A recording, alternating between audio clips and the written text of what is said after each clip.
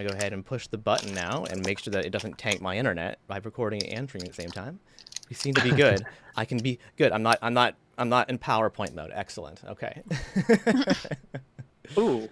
Technically, we are What? all in PowerPoint mode. It's just how fast it is. What? All in PowerPoint mode. It's just how Oh. fast it is. What? All in PowerPoint mode. It's just how What does fast that mean? Oh, hold on. You know what I have? I hold on. have. There we go. I had my stream up on my other screen, and I was hearing a 30-second delay of all of our audio, so I just closed that down. I was like, oh no, never mind. Okay, that's much better now.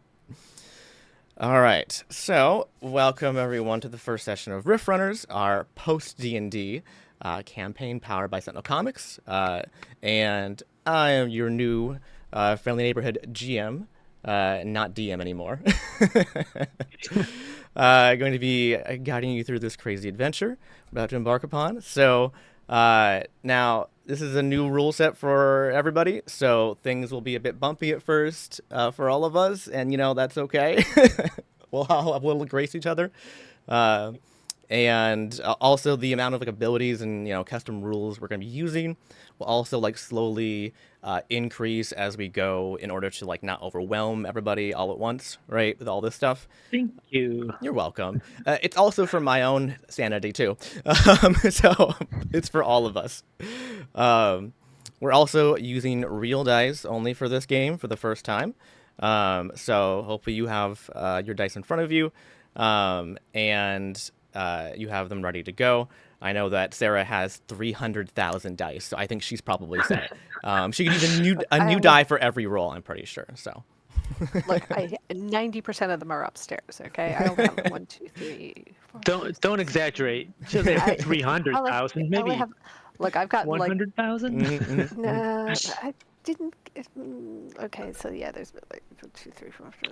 Shut up. You can't count that high. The number is so high now that you can't keep it straight in your head anymore. I was trying to count how many new sets I got since the last time I told you how many sets I got, and I lost count. Now this game style is designed to be far more open and collaborative than previous games we played together, especially the last one, the big finale. However, because this is a whole new campaign and a whole completely new homebrew universe and different genre that I'm just making up as we go, because I decided I wanted to challenge myself to do that for some reason, because I always wanted to, and here we go. But there's going to be much more narration and guardrails kind of front loaded in the first session. Basically, I kind of get into the meat of things. I have a lot more to establish than I'd have to do for a game in a world that we're already used to, or just a D&D world or something that's high fantasy, where you're like, oh, we know how swords and magic work, whatever, right? So is everyone ready to actually start? Yes. No. Okay, well, that's it then. Thea said no, so you know what? All right, I'm going to pack it up, go home. Thea has a game for us next week, though, apparently. That's what she said. She has I'm just the new so GM. nervous. Hey, me too. This is always that stress point for me. Always starting a new campaign, especially. It's always ah! Yeah. All right, so let's go ahead and get this show on the road then. All right, so dreams, glory, and power. Generations after the shattering of worlds, magic and the gods were but whispers of a forgotten age. In the void left by the absence of known magic, a golden era of ingenuity and technological marvels dawned. The isolated planes, now drifting as islands in the magic-soaked ether, began absorbing the chaotic energy around them. This mystical essence permeated the living waters around them, which in turn infused the people. Strange and wonderful abilities emerged among the populace, each power unique to its own island shard. Wherever power grows, though, so does corruption and greed. These powers seem to only manifest in the Awakened for some reason, a ruling class that dominated the island shards. transportation and trade between the shards was also kept under tight control by the Awakened. For the only way to travel the cosmos was via a wayfarer piloted by a group of Riffrunners and a Driftweaver musician at the helm. There was a time when these pilots could power their ships with the spark of music from within, but the ability to create music was mysteriously lost, leaving only pre-existing sheet music behind. These became closely guarded and highly valued, and known as scores. Yet, amid the fragments of shattered civilizations, a broken and scattered people witnessed the extraordinary. In every corner of the cosmos, a figure materialized within the aether of the expanse, and a song reverberated through the void, a proclamation that would stir thousands of souls to embark on wayfarers daring the dust of the cosmos to ride the waves of ethereal music, ever seeking this gift and new harmonies in a universe of discord. And that song was, "To the lover, the fighter, the queen, and the writer, bring me your broken dreams and let them ignite you. If you're worthy, I'll breathe new life into your soul, turn your dreams to gold, make your spirit whole. I am the seraph of stardust, hear my call. Where devils bow and angels fall, the love of death now holds the key. At the crossroads of possibility, come find me. Return to me the rhythm of my soul, the melody of my celestial bones to make me whole. Set your axe on fire and let it point the way. Match my heartbeat or surely go astray. So to the lover, the fighter, the queen, and the writer, bring me your dreams and I'll make your load lighter. To awaken the sleeping across the endless sea. I wait for you, endlessly." And this kicked off a new age, and the hunt for the Seraph's gift began. So welcome, everybody, to the Age of Wayfarers. So, we're going into Arc 1 here now, which is the Shard of Zol. So, it is unclear if there is, in fact, a bright and shining center of the expanse, but if there was one, the Shard of Zol would be the furthest thing from it. Eternally murky and mostly an uninhabitable craggy rock, the inhabitants claim that their shard was formed on top of the skull of some giant monster, and you can almost see it if you turn your head and squint. Nearly everyone who lives on Zol resides on a giant pentagram of a city that is split into two parts, the Twilight Harbor and Crypt Market. While these two share many similarities, they also could not be more different. Charon's Clay is the ruling trade federation and specializes in the shard's primary export, Karami Anima. These biomechanical creatures are forged of metal, wood, and other natural elements and infused with the souls of animals that wash up on the shores of this depressing region. Souls that are inexplicably drawn to it as if the giant crystal at the heart of Zol was a spiritual magnet pulling them in. Now, this shard has been officially labeled by the Inter-Expanse Order of Unity, or IOU, as a cursed shard due to the powers manifested by the populace there. Soul Shapers is their designation, and they are classified as extremely potentially dangerous, following the action of Zardon the Mutilator, who managed to find a way to shape the spiritual essence of actual ensouled beings. This means that no one born on Zol is allowed to leave, and the Expanse Vanguard, or the EVs, make sure of that. Despite this designation, however, the Charon's Clay is officially sanctioned as Karami Anima manufacturers for exporting their wares through outsider vessels to the rest of the Expanse. And then that brings us to the other half of Zol, Crypt Market. The lower city doesn't have the funds or ornamentation of its upper half, nor does it receive any official status from the IOU. This means that they have had to find their own way and have an infamous black market network of their own Karami Anima, as well as specializing in using these souls for body modifications. I mean, it's actually illegal to have, that isn't illegal to have as per the Hands Off My Junk Act of 237, but it's illegal to create and sell. Despite operating in the shadows and on the wrong side of the law, Crypt Market has a reputation among criminals as being a potentially wildly profitable place to set up shop, provided you can survive the cutthroat hierarchy and incredibly dangerous work. Many a desperate or crazy soul have come to the Crypt Market to make a name for themselves, and ended up returning to the dust. The people of Zol, and especially Crypt Market, have lived hard and haunted lives, but have somehow managed not to let it get them too far down and live relatively normal lives. It's a lot of talking. Hold on. Then I read all this stuff, and I'm like, why did I do this to myself?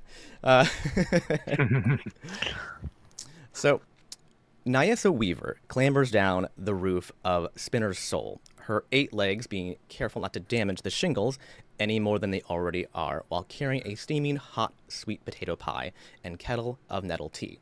Her arachnidian body isn't the easiest in soul form on the Expanse to navigate around the world, generally made for bipedal frames, but it does come in handy when trying to scare away the rowdy teenagers trying to sneak a slice of her signature cornbread and coffee from the attic's kitchen using what appeared to be a person-sized fishing rod system, hooked to a spirit bike to dangle one of them like they were hunting for carapin. She swears she'd have to talk to at least one of their mothers, but considering how young Stonk's mother works as an enforcer for the Jack, maybe ratting out their behavior isn't the best of idea. A scarab tram pulls up and begins unloading passengers as the giant long-nosed face at the front bellows directions, destinations, and arrival times. And also, I'm going to go ahead and move you guys to... Here we go. I said this earlier. The Shard of Zol. Go ahead and do that real quick. There we go. Where was I? Okay. And the beetle-like arms help a family with their luggage. A tall woman with long, flowing purple hair steps off, strides over, and takes a seat at one of the tables and crosses her tall boots on a nearby stool as she gently rests a sword as tall as she is, pointed down into the ground where it sinks a few inches before standing upright on its own, with a dark energy pouring out of the blade like smoke. She settles the long fabric around her arms, revealing a patch for the Expanse Vanguard with the Ranger class designation on her shoulder, despite her outfit clearly not being the standard uniform for the EVs. Nyessa puts on a warm smile, or at least the best she can manage for most folks considering what she has to work with, and comes over to the woman's table and pours her a cup of coffee and drops 3 cubes of sugar sprites into it, which pop and fizzle before releasing tiny spirits that begin to paddle the little sugar cubes around the cup with little arms. I thought I wouldn't be seeing you around these parts for a while, Ranger Azumi. Not that I'm complaining. Nobody else likes my coffee like you do. And despite having a fairly cold and calculating face, the woman smiles and takes the cup in her hands. I told you, Anissa, it's just made of you. And no offense, but I wouldn't be here if I didn't have to be. Although I do have half a mind to break protocol and bring you on as my personal chef aboard the Emanator. Your coffee alone keeps me going for weeks. Nyessa pulls up a stool and sits for a moment as she still continues to work with her other arms behind her. So I trust this means you got another fugitive, pirate king, or serial killer you're hunting? May just laughs and reaches into the air and uses a finger to absentmindedly cut a hole in space and reaches in and pulls out a piece of paper and hands it to Nyessa. I wish. No, it's something far worse, I'm afraid. I'm looking for my fool of a husband. I figure if someone's going to lock him up, it only seems right for me. Especially since there's at least a 50% chance I won't vaporize him on sight, which is better odds than anyone else after him at this point. This time, he took something he really shouldn't have. I don't understand what it does exactly, but it has a lot of important people putting in some calls to some really nasty people. Nyessa frowns and looks at the paper, which is a wanted poster, and features a picture of a man in a duster coat, sporting a large black hat and several firearms, pausing in the middle of a firefight with 3 different groups to pose for a picture. 20 million cubits! Oh, Kel, what have you gotten yourself into this time? So, the fog in Crypt Market moves with an unnatural grace, thick and luminously green, swirling like a living thing across the cracked cobblestones. It pulses and it breathes, a low hum almost like a heartbeat reverberating through the narrow alleys. All manner of insouls walk the streets without much regard for the fog, though, having grown accustomed to it. Karami anima weave through the street, some focus on assigned tasks, others roaming wild. Kel Aster watches from the dim interior of a tavern, the door swinging shut behind another shadowy figure, as flickering, eerie candles cast their strange, multicolored light over the warped walls. A dull thud echoes from a worn bulletin board, plastered with faded wanted posters, pinned by daggers, spikes, and all forms of metal. The faces of the criminals, most sought by the Expanse Vanguard, are sketched hastily, some defaced with crude mockery from bored patrons. These are souls who dared to challenge the laws of the shards themselves, their likeness lingering like ghosts in the dim light. Some are local renegades, others inter-Expanse outlaws. A metal tankard slides down the bar, clinking softly as it stops before Kel's outstretched hand. His mechanical arm hisses as the gears shift, and he downs the drink in one motion, the cold metal meeting his lip like an old bitter friend. Mechanical bird, its feathers bright and colorful in odd contrast to the surroundings, is adorned with a strange muzzle. It hops from his shoulder to perch on the edge of the empty mug, peering at him with glowing, intelligent eyes. Behind the bar, the bartender polishes a glass with the ease of someone who's been doing it for too long and stopped caring long ago, and gives a deep sigh. You know, you've been talking about this for years, Kel. You really think it's time to be any different? You know the rules of the cursed shards like ours. Nobody gets to leave. The EVs will be on you as soon as you dust off, if you somehow manage to even get that far.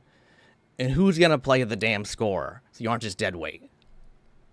Kel smirks, standing with a slow, deliberate motion as he reaches for his hat and his rifle. His silhouette shifts in the uneven light, the mechanical joints of his arm whirring softly as he slings the gun over his back. Well, that's why I'm not going alone. I'm gonna do it, Zaz. I'm gonna get the Seraph's gift. The bartender lets out a short, sharp laugh. Disbelief. Sure, you and everybody else in the blasted universe. You'd have to think you'd give it up on that after your wife left you. What cursed fool would be crazy enough to throw in with you on this time anyways? You know the Expanse chews out dreamers like you and spits them out. Kel flicks a coin onto the counter, the soft chime of metal on wood ringing louder than it should with the heavy, thick air of the fog. He meets the bartender's gaze, his grin sharp as the blades on the wanted poster behind him. My kind of crazy. They might just not know it yet. He walks to the door and pauses in the frame as the green fog begins to seep in from the shard of soul. I'm putting together a cruise as with the biggest, highest crit market's ever seen. The Jack won't even know what hit him, and I know exactly where to start. So, Eloise. Ooh. Sorry. Thea, please introduce your character. I'm good. No? Okay. All right. What do you mean? Like, how am I introducing her? You're just give me your character introduction. The one that I wrote? Mm-hmm. Yeah. Oh. Perfectly fine. Okay. Okay. Oh my god. Sorry to my make you hands first. are shaking. Well, I didn't know. I gotta pull it up. It's okay. Totally fine.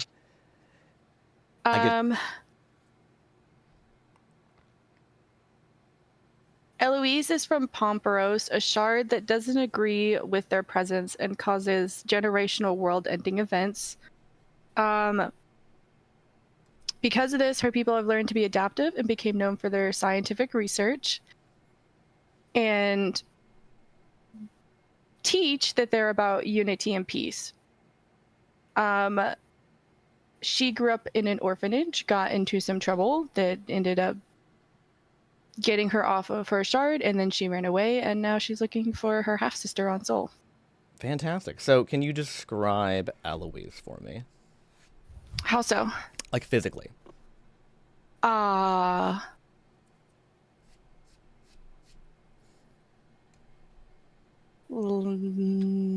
young woman, huh? Yeah. What does she look like? Yeah. Yeah, sorry. It's okay. I'm panicking because I wasn't like ready. It's okay. I know. It's okay. She's a young woman, like maybe barely 20. Okay. kind of small. Her skin is light purple, like a lilac. She's got a really dark purple that lines at the end hair that's, you know, kind of like right around her shoulders. She's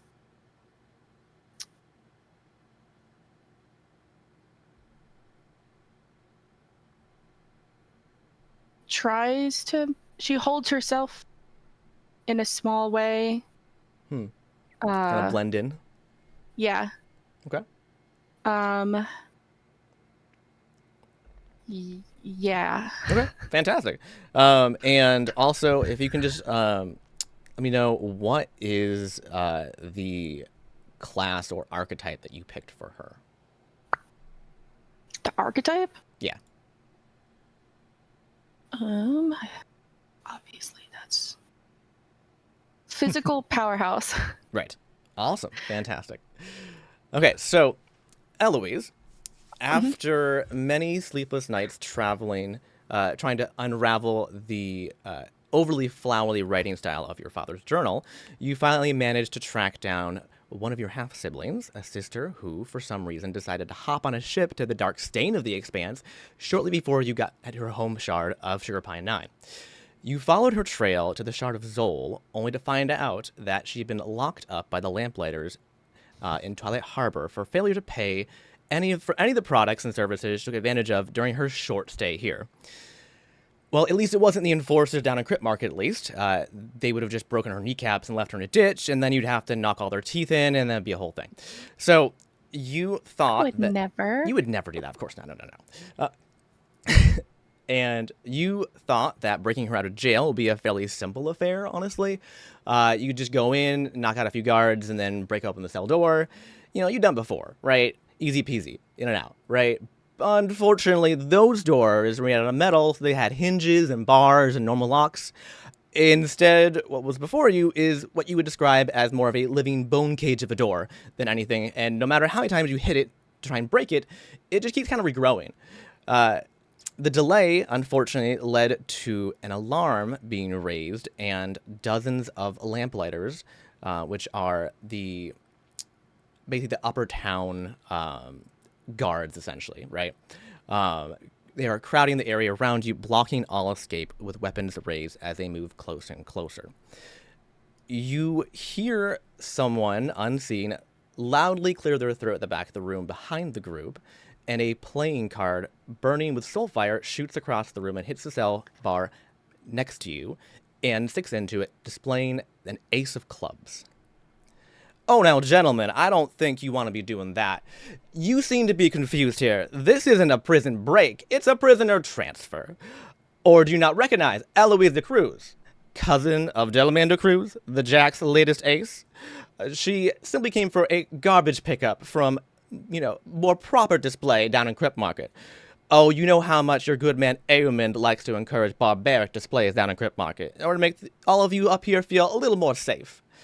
You wouldn't want to get in the way of any secret dealings that may or may not be happening between him and the Jack now, would you? A figure wades through the crowd with a rifle over his shoulder and a deck of cards in the other hand. He wears a duster coat, wide-brimmed hat, and a black and white full face mask with a club symbol marked on one cheek. One of the lamplighters that appears to be in charge stammers a bit and lowers his weapon. Sorry, Mr. Ace of Clubs, sir. We weren't given any notice? You really should have. And he trails off as the masked man puts a finger on his lips and a little shushy motion. Shh. Now, do you really want to complete that sentence about what I should have done? The other man looks away and gives a quiet, no, sir, before giving a whistle and having the others disperse from the room. I'll wait for you at the front for the customary settlement amount. The masked man shifts a little bit uncomfortably. Yes, yeah, that, of course. After everyone has left the hall, the masked man turns to you, Eloise, and pulls off his mask, revealing a rather normal-looking man that doesn't strike you as the big honcho enforcer type. He takes a deep breath of air rather dramatically. I do not understand how old Clubsy over here breathes in this thing, although his is probably not made of old socks. he sticks out his hand for a handshake. The name's Kel, by the way. Kel Aster. I felt like you could use a hand or maybe a face. You know, you aren't going to find them all if you end up all locked up in a cell the rest of your life. It would be really a pity, too, after all you've been through and lost. Absolute waste of potential, if you ask me. Not that you would, of course. Nobody's dumb to ask me questions. And he kind of squints at you and kind of gives you some like test pokes. And he's like, ah, yes. I think you'll do nicely. Now tell me. How do you feel about becoming a pirate on the open waves of death, seeking out a treasure of immeasurable wealth, and having your wildest dreams come true? Also, possibly, good dental plan. I'm sorry. Do I know you? You do now. I just shook your hand. Of course. I'm just here for my sister. Excellent. I am too, actually. Please, little help with that, though. Okay. Not in a weird way. Okay. He points to the bar that the card is stuck to, which is now melted off a small piece away from it. You should try it now. That little piece helps loosen up, kind of like tapping the top of a pickle jar. How did you do that? I was going to say magic, but I can't say that. That's me the hardest thing in the campaign, I think, is not saying magic constantly. Actually, they would be magicians. They just don't use magic. That's true. That's fair. Yeah. That is fair, yeah. Playing People cards probably now. still like call things magic, even if magic's not Yeah, a real thing. We that's do true. all Yeah. the time. That's true. Yeah, Fair that's true. Awesome. So you kind of wiggle it a bit, and it does move much better than before, and it does come off when you yank it off. And you are able to get through the door finally into the section you're trying to get into. And he kind of just motions like, lead the way. I hope I know where I'm going. Is that way. Thank you. Okay. It's 1138, obviously. All right. Cell block? Yes. All right. Sarah, please introduce your character. Oh, hi there. Hold on, I just need to also get to my. Oh, there we go. Oh, hi there. I am Ferris. It's so good to meet you all. Guess I should tell you a little bit about myself. I am really just your average little small town girl. I grew up in Evergreen, Silver Springs, which is just down the road, from Meadowview, Maple Bay, which, as you all know, is like the second largest town on Sugar Pine 9. Don't y'all know? Anyway, my mom and I, we were best friends growing up, and she always said it was just true love when she saw my daddy for the first time. It was so romantic, especially when she had to say goodbye to him 2 weeks later. It makes me sigh every time. But my life was really pretty normal. I know I worked in the little shop down the street, nothing fancy, just your average flower shop, bakery, stationery, blacksmith. Anyway, how did I get here? Well, me and my best friend B, she runs the bookshop, candle shop, candy shop, tea shop, don't you know? We were just getting ready for the big winter one. I can't look at you guys. I'm sorry. I was trying. I was trying real hard. I'm not going to get through this. I'm not going to get through this. When I'm looking at you guys. We were just getting ready for the big Winter Wonder Festival. Must have been all 50 people in town, if you can believe that. Anyhow, I just remembered this mirror that always hung in Mama's front hall, and I just knew it would be perfect for the store that day. So I ran over and I picked it up, and wouldn't you know it, I looked in the mirror and everything just lit up. It was like drinking the perfect cup of cider and getting crowned Miss Winter Wonder all in one. I saw this huge glowing city, and I knew I had to go there. I had to be there. It wasn't easy convincing the nice people at the spaceport that I needed to go. They seemed awfully worried that something might happen to me. But I know it's all going to work out, because as long as you treat people right, that is what always happens. Fantastic. And can you just describe Ferris for us? Absolutely. So Ferris is probably about 6 feet tall, but she's like skinny. I mean, like skinny. 11 feet tall.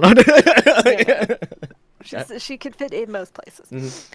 But she does have this slightly mantis look about her. Her face is very narrow. Her arms, her legs are very narrow. She has, they could be wings, you think, possibly, but they don't really look functional. It looks more like just almost more part of her outfit.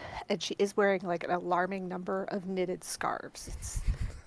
You're not actually sure how they're all managing to stay on like that, but and what you can see of what does look like carapace is like a midnight blue shading to turquoise. And just has the biggest grin on her face. She's just so happy to be here. In prison. Yeah. She doesn't actually know she's in prison. She just thinks these lovely people just needed to have a talk with her. She's very convinced everything's fine. Okay, so and what archetype or class is she? She is an elemental manipulator. Fantastic. Okay, so Ferris, everything has gone wrong, and that's something that you don't fundamentally believe is possible. So you thought that this would be a hop, skip, and a jump off-world to go find the love of your life, maybe have a little meet cute, and bring them home in time for the next holiday season, right? Yeah, you were prepared for everything. You even made a fresh pie and brought it all the way here. A pie that definitely did not spark the joy of a beloved memories past in a future significant other, unfortunately. Or at least you hope not, based on how the guards devoured it. You keep hoping that you'll get a cellmate that turned out to be the one, but so far your only roommate has been the giant spider eyeing you from the top corner of the room. We're going to be best friends, I just know it. Yeah, you've considered trying to kiss it to see if it's secretly a trapped prince, but you haven't quite mustered the strength to try that yet. You still don't really understand why you're here. They seem to use some sort of strange currency you're not really familiar with and get real upset when you don't use it. Yeah, you would have thought that like baked goods, favors, and something just looking cute on you were like far more universal than whatever these qubits are they keep going on and on about, right? Like, very confusing. Honestly, like the grouchiness of people who haven't experienced holiday magic recently is mind-numbing, right? Like, how do these people even function? Well, either way, you know this all has to be part of the story, all about part of the story, and you're sure that if you just wait and look sadly up at the moon long enough times through your bar windows, your handsome prince will open that door and come back home with you. And then her eyes are shining in like that way that looks like they're about to cry, but it's so pretty. Like, there's no chance they're gonna get red and bloodshot. you have the anime eyes that just twinkle constantly. Yeah, just, It does not look natural. just huge eyeballs and just ridiculous. Yeah. But sure enough, the cell door opens and a man enters the room with another woman. Ooh, a love triangle. These are one of your favorites, honestly. Enemies to lovers. Okay, now first of all, you're not marrying either of us, just to be clear, right? Okay, so you two are related. You two. And I'm already married. Well, granted, my wife has tried to kill me several times. And, you know, now that I say that aloud, I realize that was a mistake. No, that is so romantic. I just know that's going to end beautifully for both of you. Okay. Now, you two have some talking to do, which we can get to as we escape. But first, I have a question for you. And he sits down right across from you, and he takes your hands in his. And the bird on his shoulder hops down and hops over to your shoulder, and he glares at it. And like he's going to say something, and he doesn't say anything. And before he looks back at you, now, how do you feel about joining me on an adventure of a lifetime to delve into the unknown together and make all of your dreams come true? Oh my lord, that would be everything I ever wanted. Is this your bird?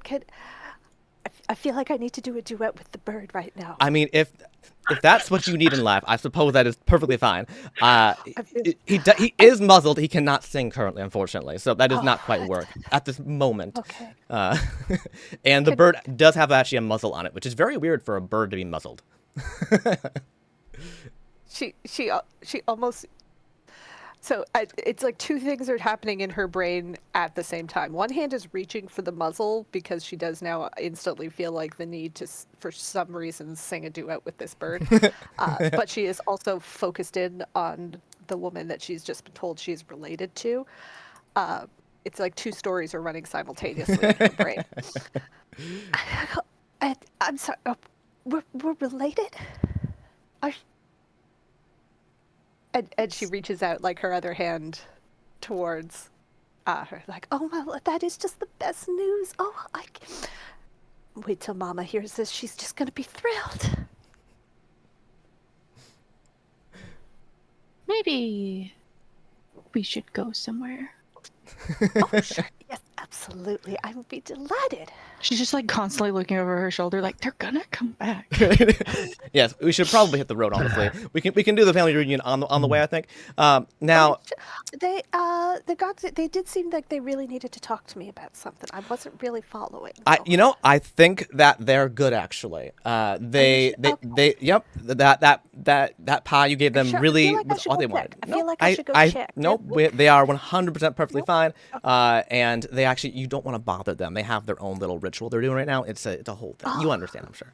I understand. I'm just gonna leave them a quick note, and let them know where I'm going. Nope, and she turns her.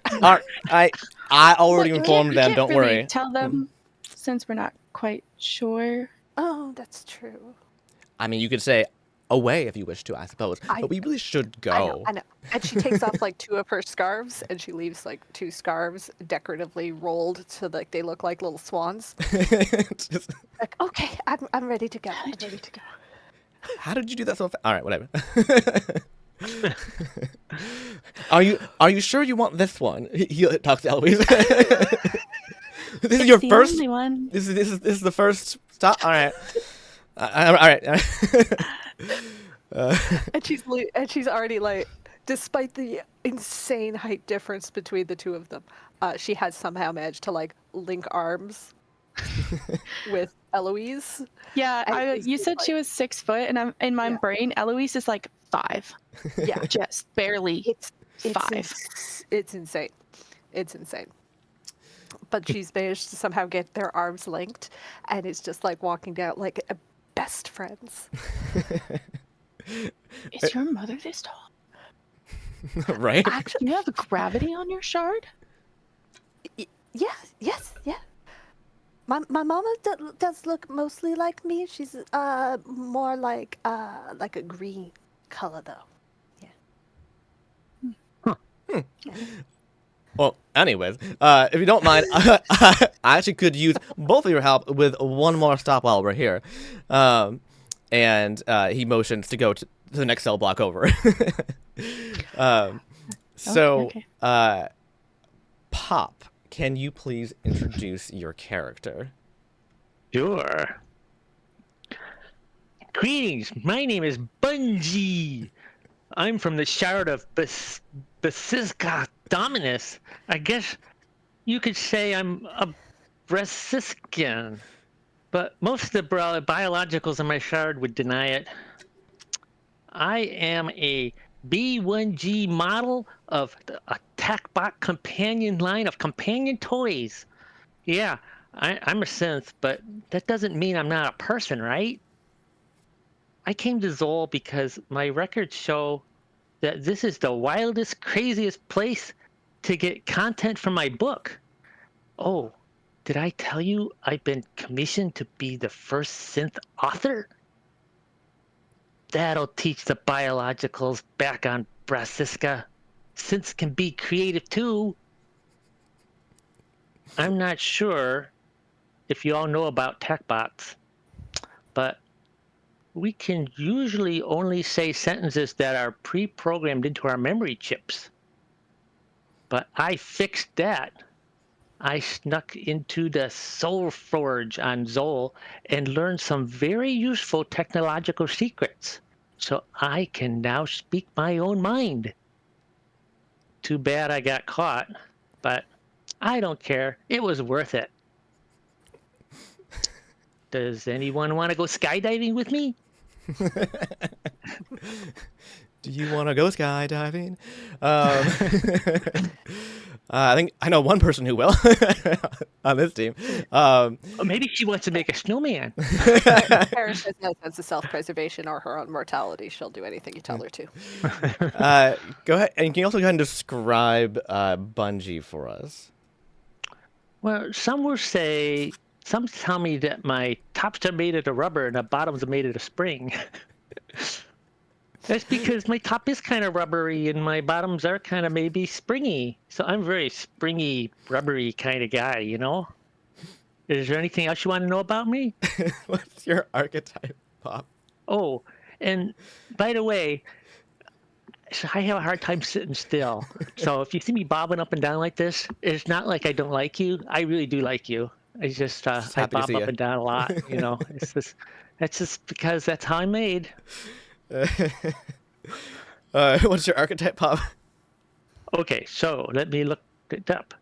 So my archetype, well, Oh, he's stuck. Oh no. what? Oh, so I'm a gadgeteer. What do you think about that? Ooh, very fancy. My power source is I'm an artificial being, but I'm a gadgeteer, and I like it. Fantastic. I do think it was really funny when you told me, Pop, when you created your character. You're like, well, it's like this. Okay, his top is made out of rubber, and his legs are kind of springy, and he's a toy. And I was like, Pop, you made Tigger. You just made Tigger. I was like, Yeah. that's amazing, and I love it. And then somehow Christopher Robin came into that talk. Well, too, 'cause, and I don't remember how anymore. Well, But... yeah, because like your backstory has to do with like a right. child and all that stuff. That like Right. like yeah. I was like, oh no, that's amazing. I think how when I made Khajiit originally, I was like, I just made what's it? I made Puss in Boots. Well, all right, you know, Yeah, right. it happens, you know. But okay, Bungie. It has been 207 days since you were found inside the restricted section of the largest soul forge on Zol, and unable to. It's really been 207 days. Yeah, it has. Wow, that's a lot of time. And you were unable to give a good accounting as to why you were there specifically. Not that they really gave you much of a chance to defend yourself, since they're never really given the same rights or chances as other Ensouled, especially on the Shard of Zol, where they're often lumped in with the Karami Anima, which are just, animals, basically, right? The jailers don't seem to believe that you're capable of getting bored, but boy, were they wrong. Stick someone with a mind like yours in a cell with nothing to make for over half a year. That should be a crime unto itself, honestly. They should be the ones in jail. Fortunately, you found They're not very nice people. I just have to tell you that. They're not. Also, your voice it's going to be very difficult for me not to laugh whenever you speak. What's the matter with my voice? You don't like it? Fantastic. I love it. I love it, You Bungie. have to. It is because I kind of stole it from somebody, but maybe I can improve if you don't like it. No, I do. I'll try. I do. Wasn't a negative. I was just saying it. Very entertaining. Fortunately, you found what you were after, and nobody was able to figure it out since it has now become part of you, and you have refused to speak much in order to not give it away. So, inside of your metal mind now rests a small key that has been turned in place to unlock the full language capabilities of your model. Something you'd only guessed at, but had confirmed upon using the key, was that all synths were designed with a full language potential in order to facilitate any number of pre-programmed phrases and responses. And then, once those phrases were selected, the rest were locked away. And the key thrown away. Quite literally. Well, now you had something that no other synths that you knew of, at least, had. The ability to speak outside of the pre-programmed phrases, and you knew that made you seen as dangerous. And so, you kept your mouth shut, awaiting your release time. It was only another 1,382 days to go. A small price to pay for eventual full freedom, right? Well, I have this little thing I can just flip, and I'll just kind of go to sleep, and it's okay. How convenient. Some people call it powering down. So, as you sit completely still with your eyes closed, you hear a commotion outside your cell and keys jingling and a lock turning. Someone crosses the short distance and sits down across from you. You know, you come a long way for such a little thing. Something most people would take for granted. Hell, myself included.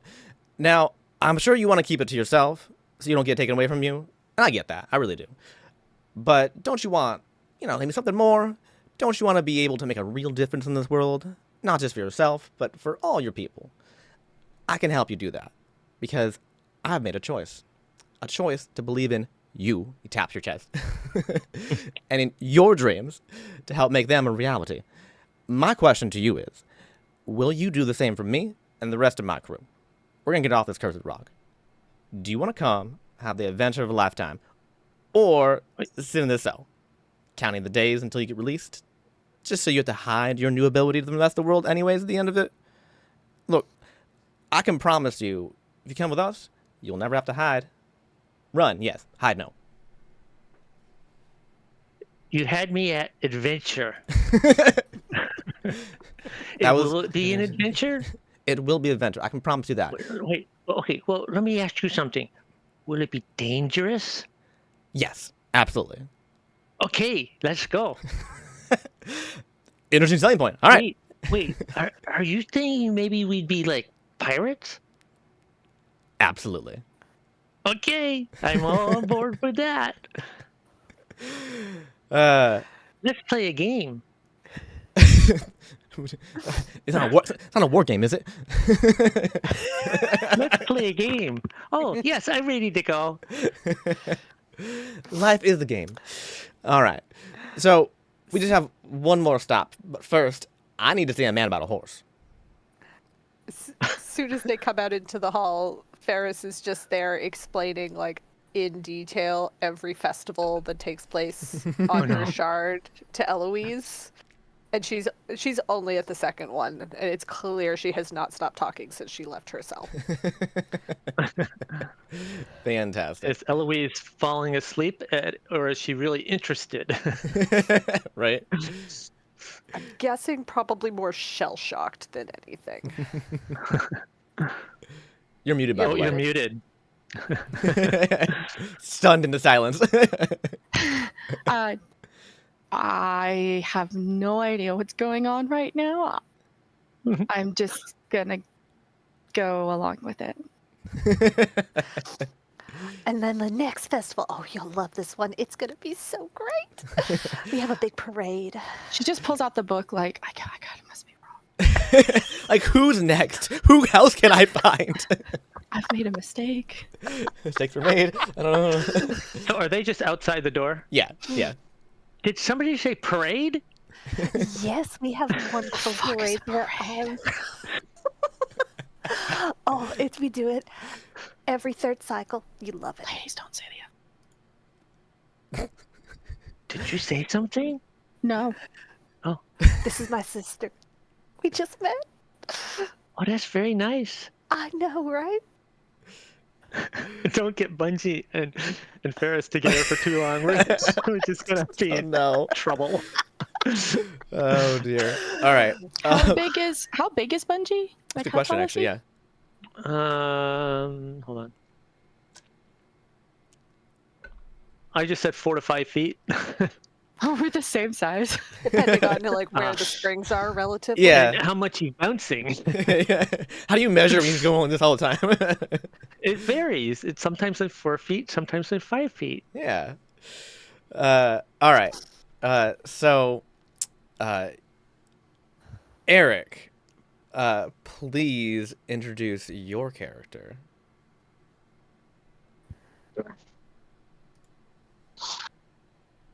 Hey, cool cats and mama jamas. It's Loch Lorcan here. I'm a Vipori from the Shard of Grand Viporium. And sure, maybe I look like Don Nealon's son, Argon Norval, but that's just a passing resemblance, and you'd be wrong. And I advise you not to bring it up again, if you like your legs.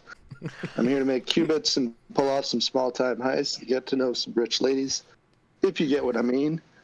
Which, if you're from Sugar Pine 9, you don't. Speaking of, I'd love to visit there. I hear the tourism is to die for. So yeah, I'm a charming son of a bitch and an open book. So just ask anything except about my shard or past beyond the age of 60. Damn glad to meet you. So, also, can you go ahead and just describe Locke for us? Yeah. So he has this sort of. It's kind of like a combination of a captain's coat and a trench coat that looks like it's made out of metallic sand. And then his body is, in fact, just water. But he's very good looking. And there's like creatures just like in his legs and arms and chest. Very odd alien creatures. But sexy swimming water. around? Yeah, like swimming around. Yeah, like there's like a weird, like kind of creepy lamprey thing in his chest, and there's like kind of this thing that maybe could be called a crab or a lobster, like in his arm, and then there's like maybe what could be called an octopus in his leg, but like again, they're very odd and like Lovecraftian meets like sci-fi alien shit. So one might call you a tall, cool glass of water. Yes, exactly. And then his hair is like. Here. And then his hair is like the color of argon when you hit it with electricity, argon gas. So it's like that bright blue. And his eyes are like somehow an even more brighter blue. And then he has kind of this weird sort of scar on his face that seems the color of his eyes. And you're confused how he got a scar when he's made of water. But just don't worry about that. How did you get these scars? Yeah. No, really, how? How did he get hair? How did he get hair? I don't know. It's yeah. Don't ask. Yeah. Uh, And also, what is your archetype class? Psychic, supernatural is the power source. Fantastic. Awesome. So, Locke, you crash through a stained glass window on the second story and land hard on the ground below. Your fall slowed by a decorative shrub, thankfully. With the wind knocked out of you, you look up at the face of the woman who betrayed you, Genevieve Lorrington. 1 week ago, you met the next in a long line of love of your lives. She had everything. She was gorgeous, devious, and had an absolutely huge pile of cash. She was in the midst of getting a divorce from her husband, but was looking at getting the short end of the deal. Then you came along and offered her to help her smuggle some of the goods out and sell on the black market and split the profits. Only it looks like she decided to turn you into the fall guy and keep all of it for herself. She's shouting something and putting on quite the show right now, but your focus is now on the ring of heavily armed private security guards moving towards you as you slowly get up. What you wouldn't give for a getaway driver, some higher muscle of your own, a distraction, really anything at this point. It's rough going it alone. And just then, a carriage crashes through the front gate, leaving its customary trail of blue fire behind it from the invisible spirit horses that power and drive it. It skids to a halt between you and the security forces. 3 individuals get out on the opposite side facing the guards, and one steps down off the front, his boots clinking on the hard stone as he lands in the swirling green mist of the night. He bends down and looks at you and offers a hand. The name's Cal. It looks like you seem to be missing a crew. Maybe someone to protect that face of yours from getting all damaged, any more than already have been at least. Let me make you a deal, right here, right now. One-time offer. I'll promise you 2 things. 1, that you will see things that nobody else has ever dreamed about, much less seen. And 2, I will always make sure you have people to watch your back, no matter the shitstorm you get yourself into. I only ask that you do the same for them in return. What do you say? Is this a cult? Say again? Because you got to tell me if it's a cult. That's the rules. What? If it's what? If it's what? If it's a cult. Oh, a cult. Sorry. Sorry. Yes. Oh. I mean, what is a cult, really, anyways? I mean, yes and no. I mean, the government's a cult if you think about it. No, it's not a cult. It's a crew. I feel like this is a cult, but You know what? Get me out of here and we'll talk. All right, that's fair. My mouth's at, right? We'll team up a little bit and see how it goes, right? So now we could escape, but I think first we need to make a little name for ourselves. Street cred goes a long way in this town, after all. As the carriage kind of moves off the side, and Locke, you can see that there are 3 other individuals. The rest of the group here are now behind him as well. We might be able to actually salvage some of this grift of yours, and honestly, I could use the money. I'm sure you could too. Also, never underestimate the power of the people and getting them on your side. Lesson number 1. Take the wrong life, and the world turns against you. Ruin the right life, though. Make you their king. Bruises tell your story of victory, and coffins write your ending. All right, everybody. Rack 'em, stack 'em, and let's rock and roll. All right, now, for everyone, that means that we are going into an action scene. So in games like D&D, that would be normally signified by me calling you to roll for initiative. But since there is no rolling for initiative in this game, right, I'm instead going to say that to let you know that there is a change of scene type, right? So we have just transitioned from a montage, basically, into now an action scene. So reminder to everyone on how action scenes or encounters work. We are using a 3-die system where you keep the middle number, that's the middle number in terms of score, unless otherwise stated in an ability, right? And you take a power of your choice, a quality of your choice, and a zone, whatever the zone happens to be at the time, as your dice pool. And then you keep all of your rolled dice out until the full end of your turn, as they may be used for additional items as well. As unawakened individuals currently, you do not currently have access to your abilities, right? That is stuff underneath your main stats, basically, right? And your powers and qualities and whatnot. So you'll be using the basic actions to start. And I have linked that document in the official channel of Discord. And I would recommend that you all pull that up and keep that probably up every time you play. The next several sessions at least. It's been very helpful. I will have it up as well because I need it as a GM as well. The basic actions are attack, hinder, boost, overcome, and defend. They're pretty self-explanatory, except for overcome, which is basically skill check / saving throw. It's basically anything you do that is not just I hit somebody, I hinder somebody, or I boost somebody, or I defend myself or another person, right? Anything else other than those simple things is an overcome, basically, for the most part. So anytime you want to try and achieve something, it's going to be overcome, all right?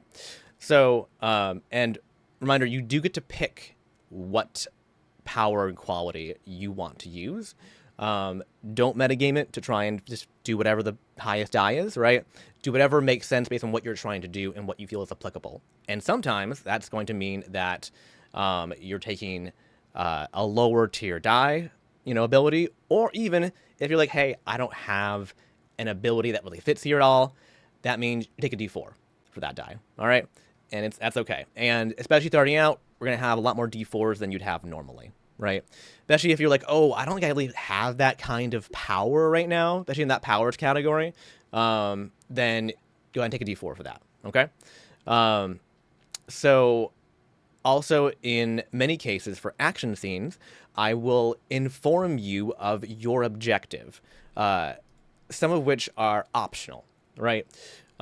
As well as what happens when you reach the end of the red zone turn counter, right? The zones go green, yellow, red. And there's a different number of green, yellow, and red turns depending on the encounter, and you don't get to know how many there are. But once you there is always going to be more than one red, though. Okay, basically, once you hit red, that is the signifier of like we got to go, right? Like we don't know if there's 2 or 3, but maybe 4, probably not. But like we got to go, right? In this specific case, the end of the red zone will mean that a large amount of lamplighter forces will arrive on the scene, and you will be most likely arrested. Right? The authorities have been alerted at this point. You are at an awakened family's estate up in the nice part of town. They've been called. So you have a certain number of minutes until they arrive on scene. So that is what the end of the red looks like, right? Imprisonment. The challenges for this one are pretty simple, right? I keep it nice and easy here. So there are up to 6 art pieces that you can steal with overcomes, however you choose to do that. And another one, so there's the challenges are, right, steal art pieces, which is optional. You can have as many as you can get, up to 6, right? And the other one, which is also optional but highly suggested, is you are trying to do something that makes headlines, right? You're trying to make a name for yourselves, trying to do something that makes the news or gets people talking in some way, right? And the final obvious one is you are to escape before reaching the end of the red zone. That is a mandatory one, or you do lose the encounter and bad things do happen to you. Remember, this is not like D&D. The bad things that happen to you isn't just, oh, I went down. Even you can be successful and still have bad things happen depending on how you are with time, right? Time is probably the biggest antagonist you will have in this campaign, right? Because the longer things go on, the more shit happens. Especially because on top of that green, yellow, red zone thing, that the ending of the red, you also have additional things like twists, which will happen based on your rolls, which will add additional elements into that scene, which will potentially complicate them even more, might add additional challenges for you to have to do, depending on what happens. So things can get messy real quick. They don't be like, oh, well, there's only, we have all these turns, it'll be fine. Not necessarily. Right. So also, as a general note, anyone can write on the game board, right, on that Roll20 sheet. And I would highly encourage you to do so and take notes there. And this can include tracking objectives like the ones I just listed, so you know how many you have, what are the ones I said, so you don't need to remember necessarily, right? They'll be right there. You also can put statuses such as boosts and hinders right on there as well. I have some areas for that, you can see, and I can delete some of my text if it's in the way. I have some template text in there, and what else? I don't see how to actually edit anything. You should be able to do the text tool and just type. Correct? Yes. Oh, okay. So, are So we supposed to make put a little text box? our notes somewhere? There's tons of stuff at the side of the page that you should be able to type into. It's on like the right or left or bottom or up, whatever, of the board, basically. See, like I have a bunch of dice on the left-hand side. The whole area that's like dark in the background, you can type on. So I believe. If it doesn't work, let me know. Is it dice on the left hand? I just make sure I'm looking at the same thing you are. Dice on the left-hand side of the board, next to the zone number. There's a bunch of black dice. They're icons. Is everybody else seeing it? I'm not seeing dice. I'm seeing zone with a little music symbol next to the left green. of that. Yeah. It's all black. There's like a pointer, a hand, a paintbrush. No. On the board itself. Oh, does that not show for you guys? Oh, I bet you it's black on black. I think no. No, Okay. I think it's a DM thing. Okay. I think it's something. That is me. I did not know. Okay, so what I will do is I just move this bigger. Let me change the width to be 50, and it should pop up for you guys. So hang on. And just refreshed. Hang on. It put it all to one side though. Hold on. Apologies. You put this. So there should be a giant space to the right-hand side now. Yep. Oh yeah, I see a giant space on the right. Perfect. Okay.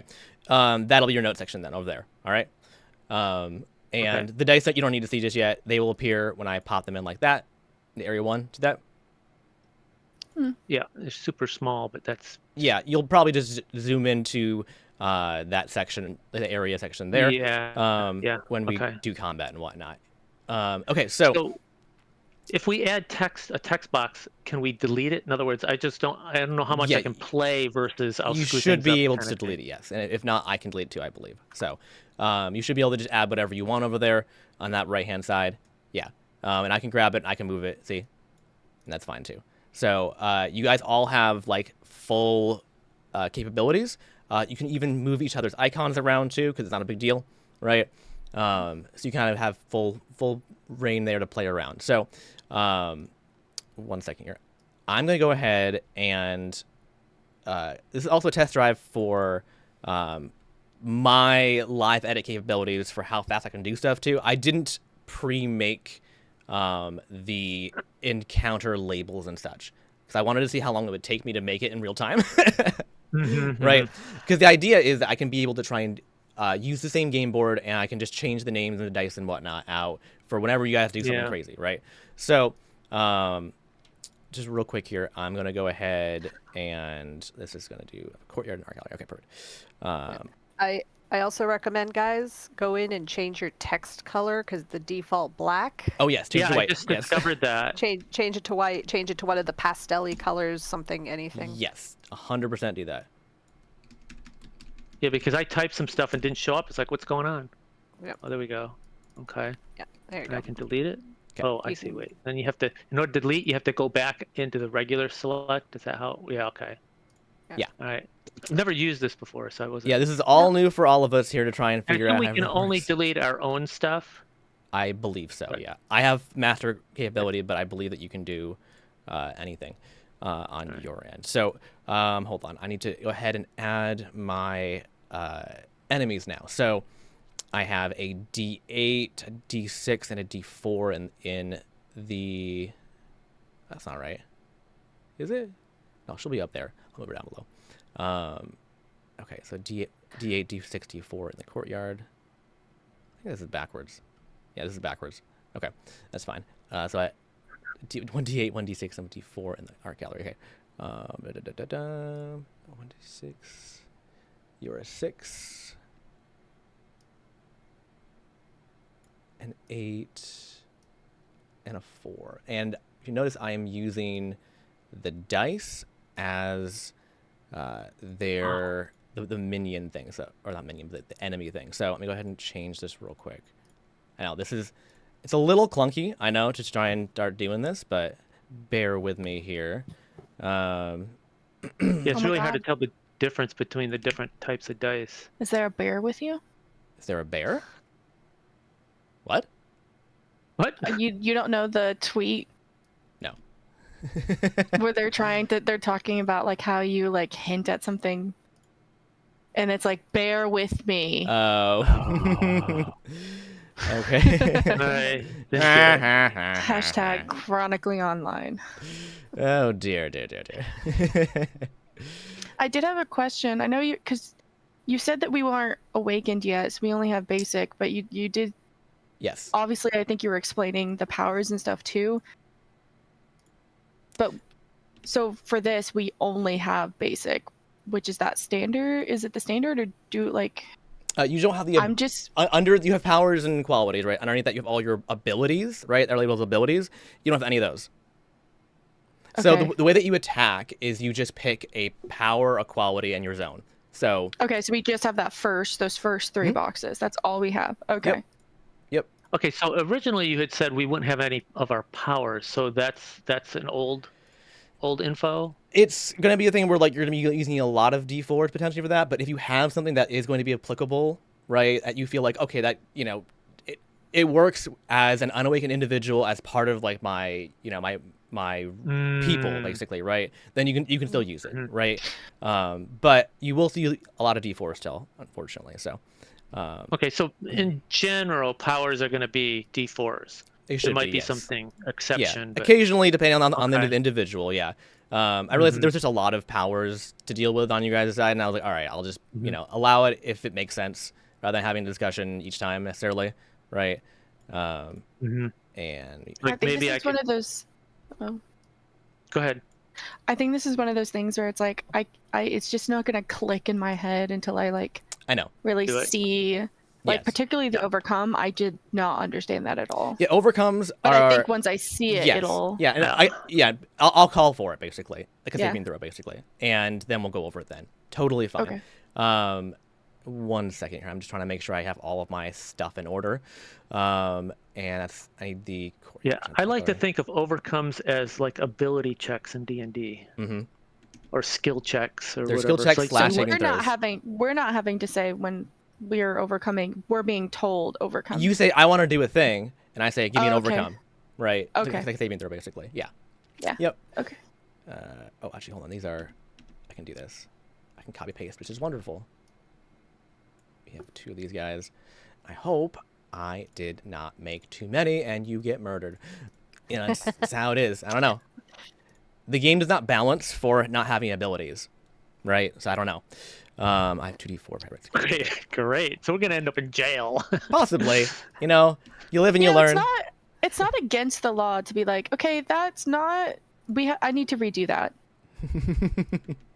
Like, I think it's okay to be like, okay, like we're gonna redo this. Like, We're we're gonna gonna just- quick save. Kind of retcon. Yeah. We're gonna reload. Like, that's fine. I Yeah, think because especially with the new system, like, Yeah. before this, right? yeah, like it's totally okay to do. Like if, like it'll, yeah. It'll be okay. So the And it'll thing be that fine. I think is confusing about these dice is they have the number 6 and 4 on them, but they're a 6. Yeah. I could probably weird. edit I mean, that. you could tell that the It's the square. 4s are forced because they're little pyramids. Yeah. Well, not. It's really hard to see on the roll 20. Is it? It is. There's Really? black on I black. I suggest zooming in pretty far, I think, honestly. I- Yeah, I don't I get mean, so big of a monitor. Sarah, don't boast about your youthful eyes, okay? I'm sorry. I'm sorry. My eyes are so bad that that I don't have to pay to go see an optometrist. It's considered a pre-existing condition. Those eyes, those are the eyes we're saying are so good, right? Please remind us that you're in Canada, because over here that just means your eyes aren't covered. The eye cover Yeah. is not covered under our national health care. Really? Unless they are so bad, it is considered a pre-existing condition. Honestly, Yeah. I'd trade that. I'd rather pay for my eyes than the rest of my body. There is that. Isn't it weird that eyes and teeth are separate from the rest of your body? Mm-hmm. Yeah, I because never those are understood that. considered Like the two cosmetic. things that you also need. Yeah. Yeah, no, they're Like you considered can't cosmetic. live without, you'll die. No. I mean, the They're heart is kind of cosmetic. important too, but you Yeah. know. Yeah. Yeah. Still Okay. not covered though. Anyway, I like just from the angles where you can see like 4, 3, 1, like that is a pyramid. The other one is like the classic die shape. The Yeah. It's Well, square yeah, versus- technically, yeah, I know. but it depends on like if you know that you're looking at the top, because that's just the top of the 8-sided die. Yeah, and But if it's- we but it's end not up an eight, having it's a a huge 4. problem with it, we can also get different little symbols for it too. It just looked cool, and it was the only one I could find that made like sense. But yeah, if it doesn't work, it's fine. it doesn't work. I think it's just funny. Yeah. Okay, so, all right. I got stuff to do. Let me let me minimize this real quick so I can get to this. So I can turn. Where is it? There it is. This, and everybody individually has control over audio levels, I believe. I think. Right. I have control. You can test your audio levels now, and you can change them now. I'm gonna change my audio levels to much louder than it was originally. Wait, how do we change them? So, Goes to the gear icon, right? I don't remember how. I believe so. Either the- Audio and visual. it's either that or the jukebox one. Wait, is the music on roll 20 or on? It's on roll 20. Do you Roll hear 20. it? Roll 20. Yes, but Okay, I have yes. Discord and roll 20 open. Yeah. It's on roll 20, and it's either under the jukebox app or tab at the top, which is like the speaker-looking thing. If you have that. Mine was under the settings. So the gear Yeah. icon then. Okay. Yeah. Audio, video. Audio, video, master music volume level. There we go. Yep. Oh, yeah. Yep. Okay. Okay. So. Cool. Yeah. Excellent. All right. I think I've largely got it all set up now.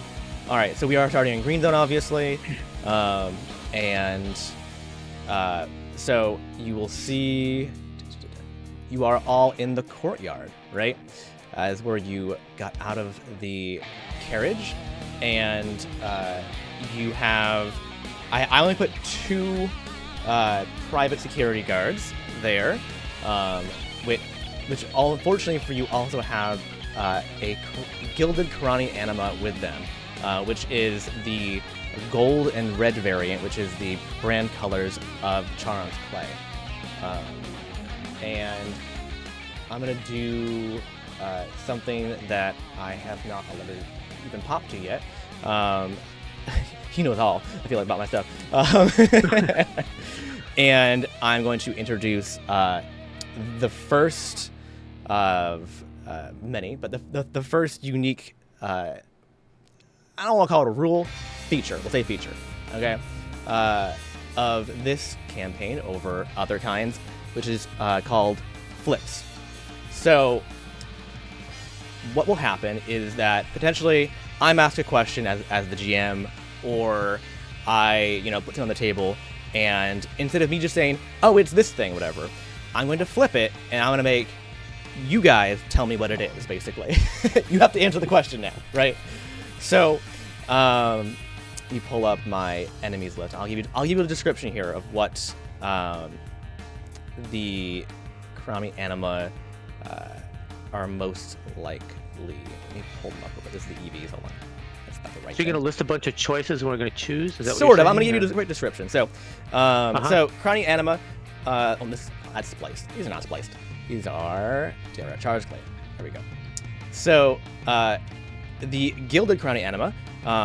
They come in various types and are used to protect valuable assets and hunt down corporate spies, especially.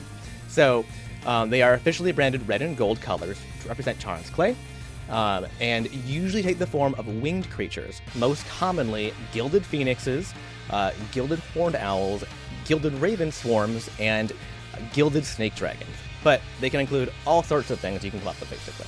So, I have... how many on the table here? I have 3. So, I need someone, or all of you, or individually, whatever, to give me 3 different creatures for these to be.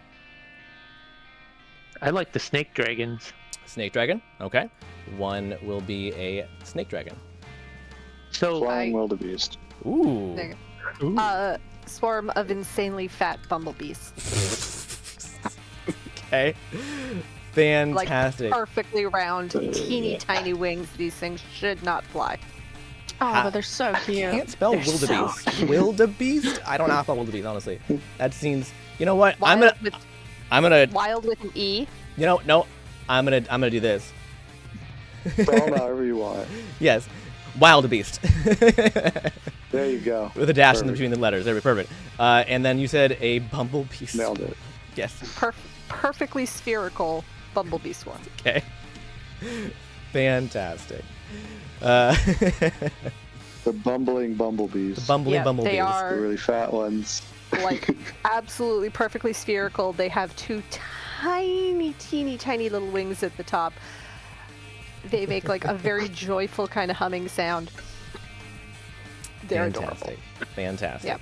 All right, I'm gonna go ahead and drop everybody into. Oh, I also need to pull in. Kel's not on the field yet. You get to play with Kel. Let's see. Kel, there you are. There we go. There's Kel. so we're in the courtyard now, and You're we're in the not courtyard, in the gallery. correct. Yes. We're not in the art gallery. Correct. It will take basically an action in order to change to the art gallery, which is above you. That is where Locke came from and fell out of. So it's on the second story. So it's a ways up. Hold on, let me go ahead and drop this at turn. Yes, perfect. Okay. It does work easily. Look at me go. I can push buttons so good. Yay! Yay. So are any of these pictures we're looking at correspond to where we're at? Okay, so the big top one, right? That is the Shard of Zol. That is the light side. I mean, you look at that. That is Charon's clay. right? It's much fancier and prettier, and much more gilded and golden. Whereas you have Crypt Market, which is on the more of like the southern side, which is more on the dark side, and you have the more like purple crystals kind of jutting out of stuff and whatnot, as well. And the ports is like on the opposite side. You can't see that from here. The whole thing is a giant pentagram, basically. And also, I mentioned several locations in the opening. We have the little the Weaver, the Weaver's like tea house, basically up there, right, at the very top. And you have Zaz's place, which is that middle one there, which is the bar. And then you have that lovely tram with the face on it that I mentioned earlier as well. Yes, it looks quite freaky, doesn't it? Not horrifying at all. Not at all. It's Ghibli-esque. It's Ghibli-ish, yes. Yeah. As many things are around here where they're like, that's freaky, but kind of cute in a weird way. I don't know. Slightly unsettling, but Yeah. okay. It's like the, the little girl from Ant-Man. She's like, it's so ugly, I love it, right? Like, Yeah. Let me give him a turn. There we go. Okay, perfect. And so I'm going to go ahead and say that what makes the most sense is... So, the initiative works is I just drop you in an order, but if you want to go in a specific order or change your turn, then you just have to ask, right? And doesn't bother me at all. So I'm going to go ahead and put Lock first, followed by Snake Dragon and Lamplighter Pirate Security. And then we're going to have Bungie. That noise.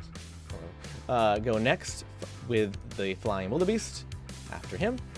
And the other Lamplighter Pirate Security. And then we're going to go... Can I add you? Oh, I didn't add a turn for you. There we go. Eloise. Down here. So we have Ferris. It's interesting that the dice on here are easier for me to figure out because they're black and white, I think. Mm-hmm. Oh. Interesting. All right. And so Genevieve. I'll put Genevieve in at the end, actually. I'll put Genevieve and then I'll put Kel. Okay, perfect. So it goes at one. Yeah, about even split for the most part, right? With Kel being the last person. So, and people on the art gallery going later, right? The enemies up there going later. I'm also going to go ahead and read to you real quick my description of the Lamplighters because they're a very interesting group of people. Now, these are before the. You do, Yeah, what? before you do, I don't remember. Genevieve was Locke's. Who's Genevieve? Yes, Locke's a business partner. Business Partner. Okay, Yes. and so she's here with us? Quote. This is her house. Yeah. This is the person She's we're looking- robbing. Down, I think. Yes, I think she's she looking pushed down. me out the window. Mm-hmm. Yeah. So the idea was that she's in the middle of a divorce and is looking to lose a whole bunch of money, and she's trying to smuggle out a bunch of the paintings from her estate, and then basically get paid, at the cost with Locke originally for that. But now she's decided to take all of it for herself and push him out the window. So she's up there right now with the artwork in like the art gallery, right? But she does live there, and she is an awakened individual. Not like a big time, individual or anything, right? She's just the lady of the house. She's not like, a slumlord or something, right? Like great power, but like still, not something to be messed with. That's why she's the D8 we have here. She's the highest level individual here, who does have some lovely powers. But the Lamplighter private security here. These are basically ex-Lamplighters that turn private security for awakened houses. And the Lamplighters are the main peacekeeping force of Charon's Clay, and they largely specialize in handling small disputes as well as issues of trade and law. They are far more knowledgeable than your standard guardsmen. They often act more as legal authorities than signs of military strength and oversee trade contracts and legal disputes with full authority. However, they also are known for their red and gold outfits with tall hats with giant ghostly candlesticks inside them to illuminate dark streets at night, to chase away the fog in particular, and also to provide a good reading light for legal documents. The wax inside is used for official seals on paperwork as well.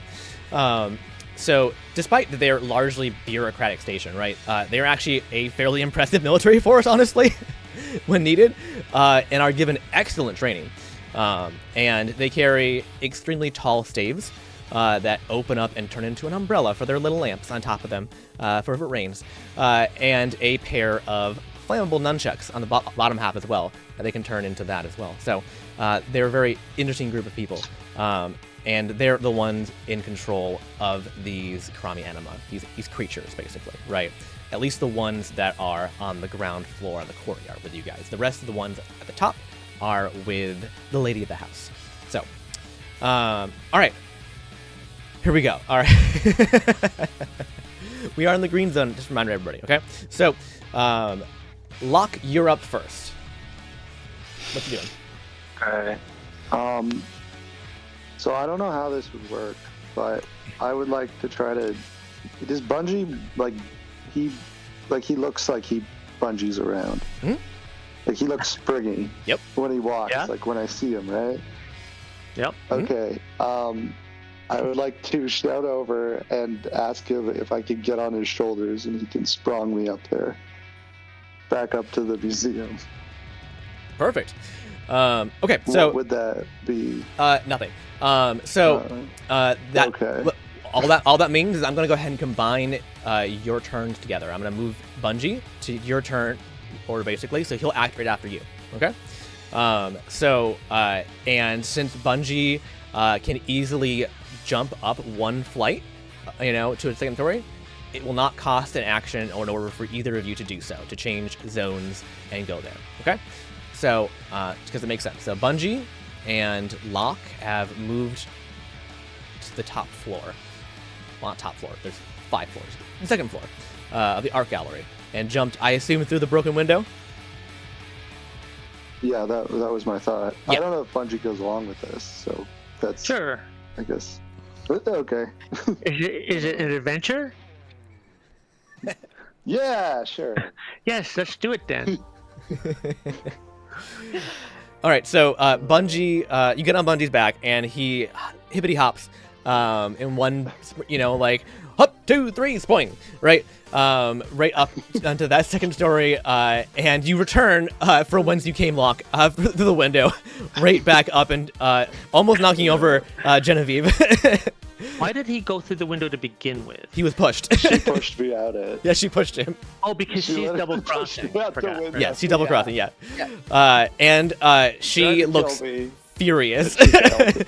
She's like, "Why don't you stay out of here? I pushed you down." What? Mm-hmm. We're gonna have some Did you fun. miss me?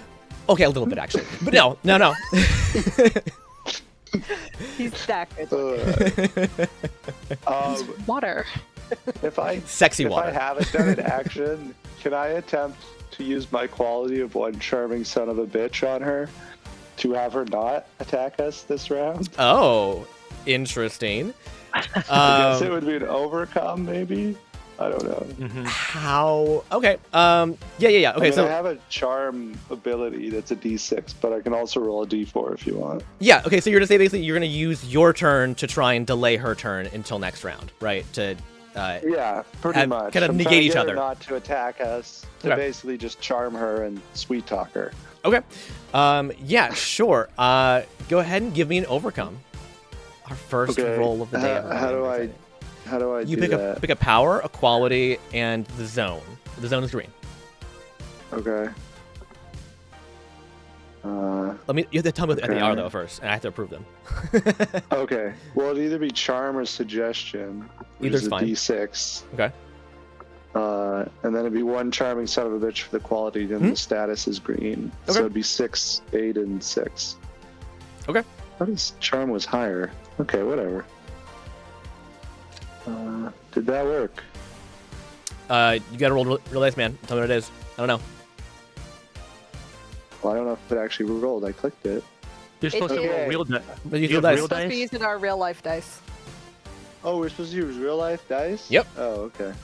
He wasn't there when I don't asked have about real that. life dice. Oh, you want to bet? Yeah. Yeah. I bet. Yeah. If you don't have it, let me know. We can forego it for this game if you need to. But if you can find Yeah, some, but- that'd be ideal. It popped up in the little chat window here. Okay. I can't see that, so I need to be Yeah, told what it those- is. Yeah, I've got that closed off because I don't have enough room. I Same. have it open. Okay. It's 4, 5, 6. 4, 5, 6. Okay, so Eric, that means you hit the middle number, remember? So your middle number yeah. is 5. Okay. Okay, so if you refer to the encounter guide, you will see the overcome page, right in the middle, basically. And you notice that 5 falls in that 4 to 7 range, which means that the action succeeds, but with a minor twist, right? However, you can also choose to fail instead of taking a twist, and the twist can be just about Can anything. I flavor it? You can, yes, but depending. Either you or I pick the twist, depending on the situation.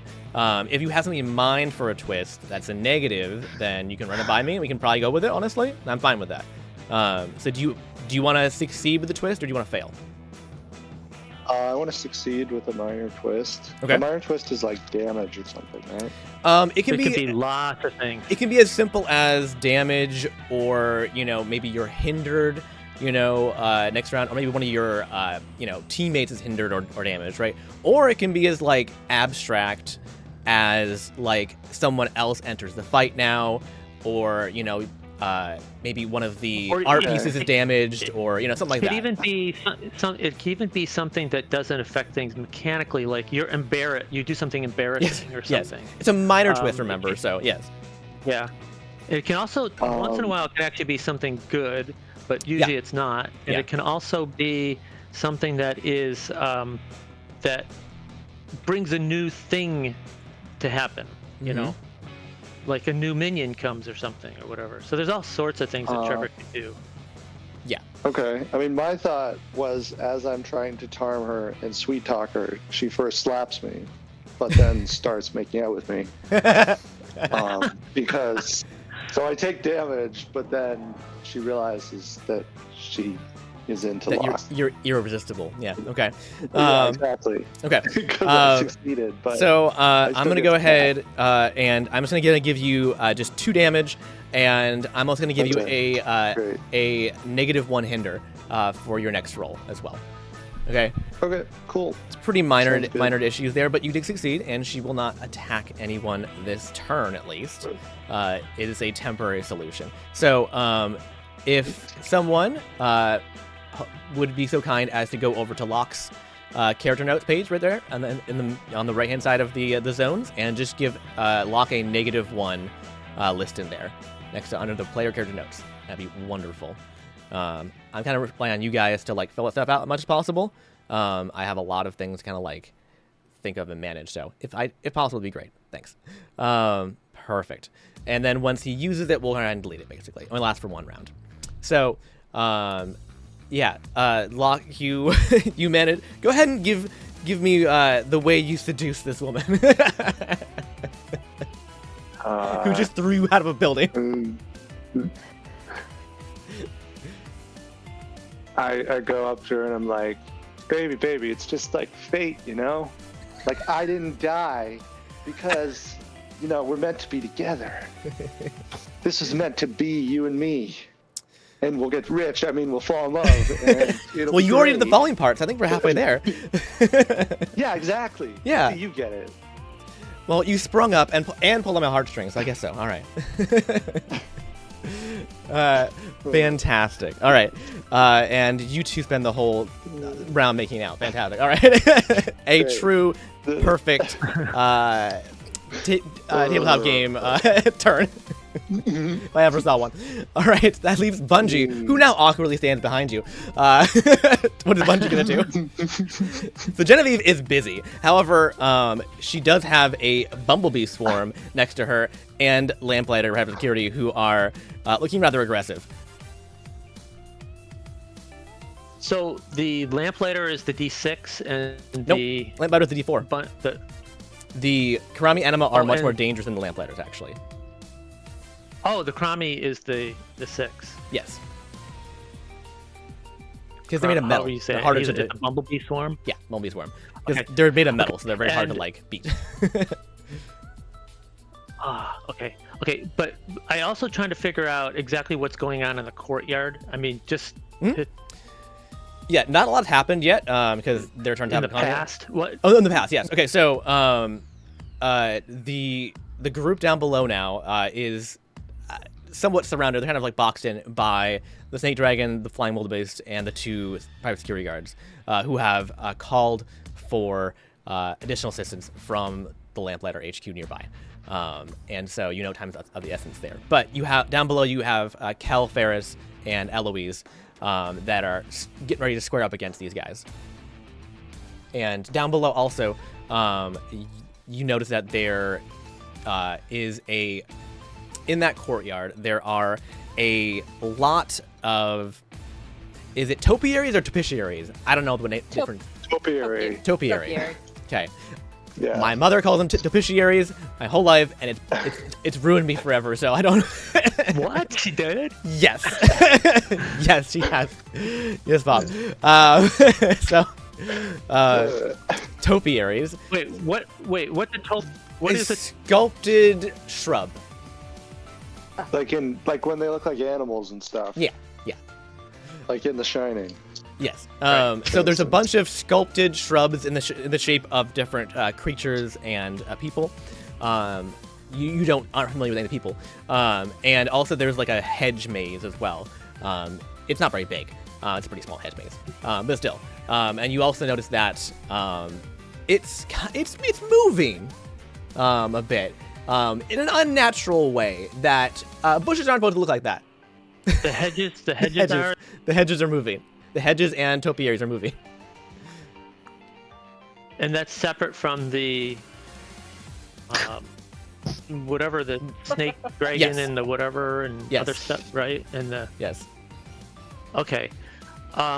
So what I want to do is I want to try to get the other members of our team up to the art gallery. Okay. Because isn't our goal to take things from the art gallery and Yep. escape? You have 2 objectives. That is our Remember, goal. your 2 primary objectives, other than escape, obviously, right? We'll Which make is a name. make a name us. and get 6, up to 6 Hmm. art pieces. Yes. Down Yeah, I into can't that think about carriage. how to do the make a name at this point, but It's okay. Burn the place Yeah. down. so Oh, I'm sorry, I didn't say that. I was thinking to Eat the rich. No, to bring the Hold try on. to get You're frozen. so that we can do our. I'm Yeah, and cutting out a bunch. hold on. That Let me was turn just off for my me. video. No, it's for all of us. I think it stopped. Turn off my video. Yeah, I think it stopped. I We're can hear good. you now. You're good. You're good. And yeah, you just had a probably spotty connection for a second. Yeah, just dipped out for a minute. I think you're good now. Okay. All right. Let me go back to my picture here. Okay. Hold on 1 second here to do this. What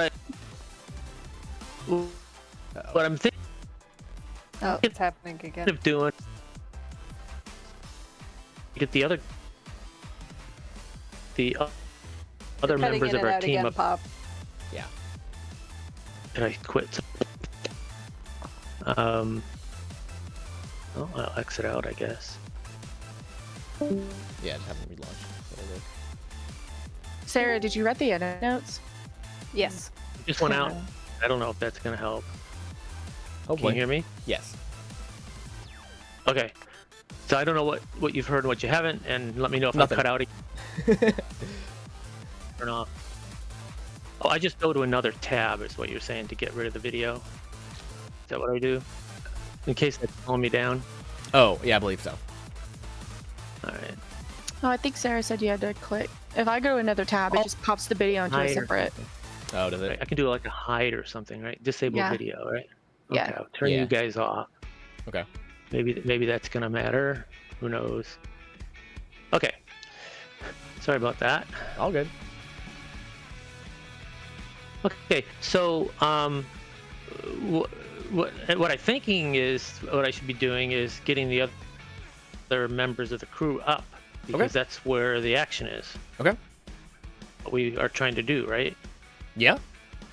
Yeah, that's a good idea. So, So- good, sorry.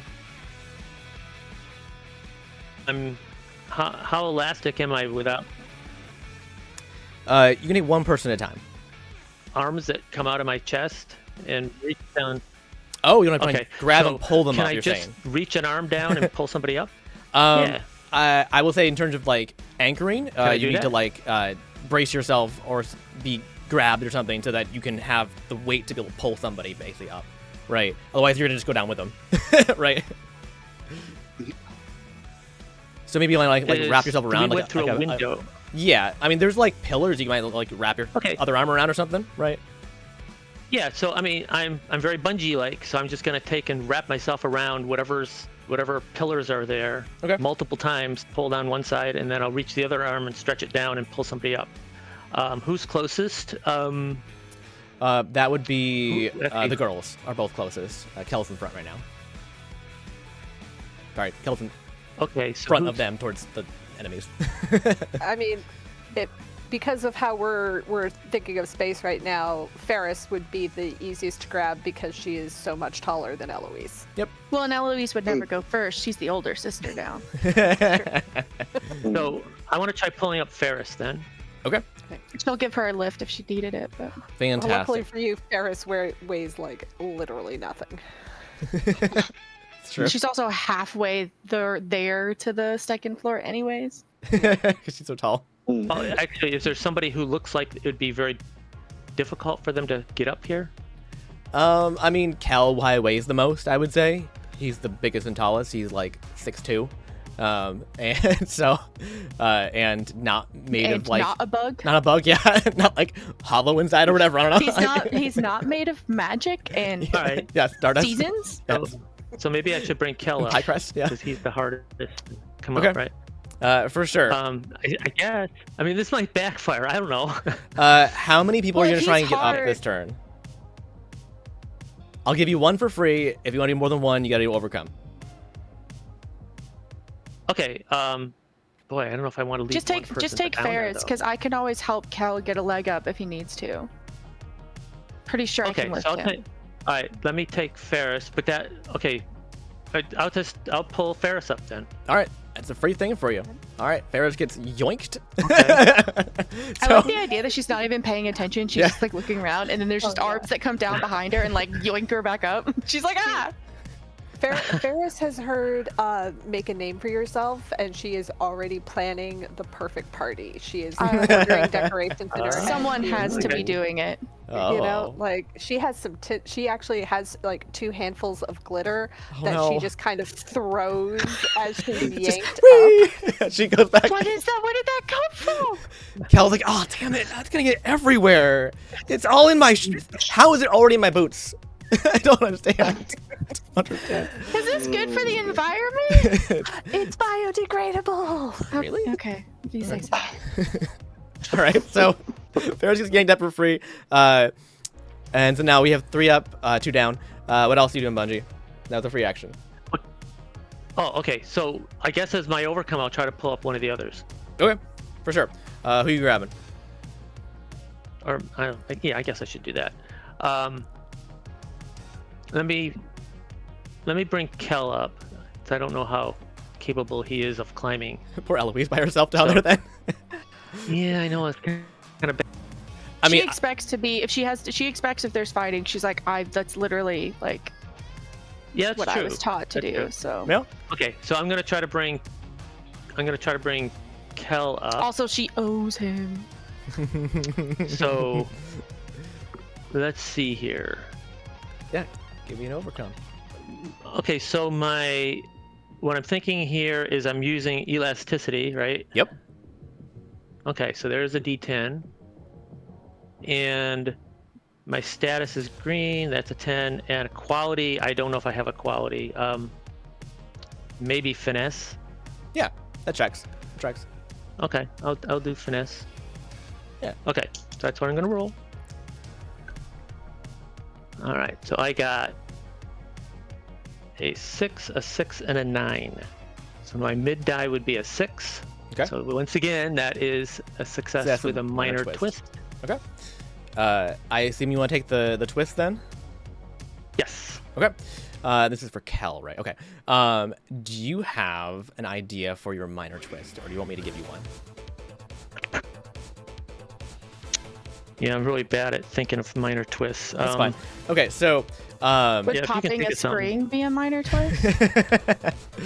yeah, so you have tried basically you've done like one arm, you grab, you have one arm anchored to like a pillar behind you. You threw one arm out, you grab Ferris, you kind of like spin around and kind of like yank her back, and then you try and do it a second time, and you do it again. Your momentum's kind of like a bit too much, and so you grab Kel and you fling him, and he goes all the way back behind everybody, and he like sails past all of you guys, and is just like, evening, tips his hat.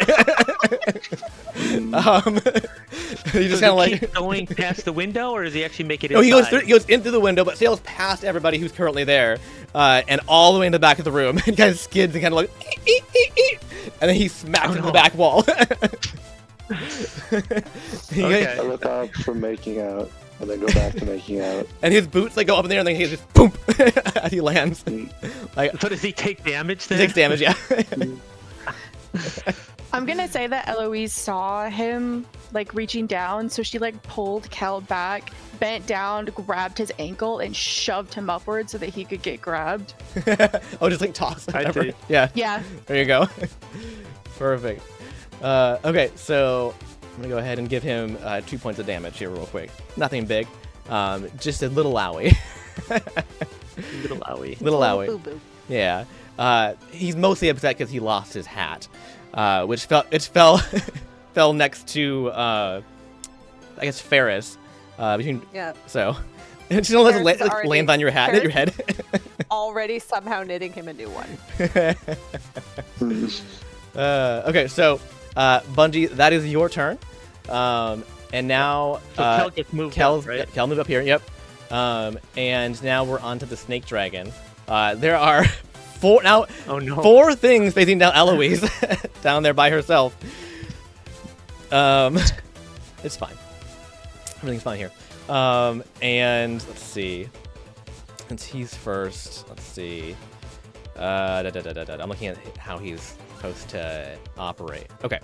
And he's a D6, right? Okay, so I get my lovely dice out. And I have... Hold on, I don't need that. It's metal dice for our Karami anima. I have metal dice for the metal boys. So, Ooh. yeah. Those were Christmas for me. So, okay. So I got like 3 sets for Christmas. That's great. Dice. And he's gonna go. The snake dragon is gonna go ahead and wrap itself around Eloise just fully. Oh no.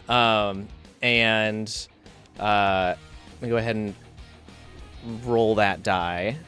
Roll that die. Okay, I got a 4, which on that sheet. Okay, hold on. Loosen hinders. What's he trying to do? Is he Trying to hindering? hinder? Yes. A 4 is a -2. So someone put a -2 on Eloise's sheet, please. Not sheet, but little note section yeah.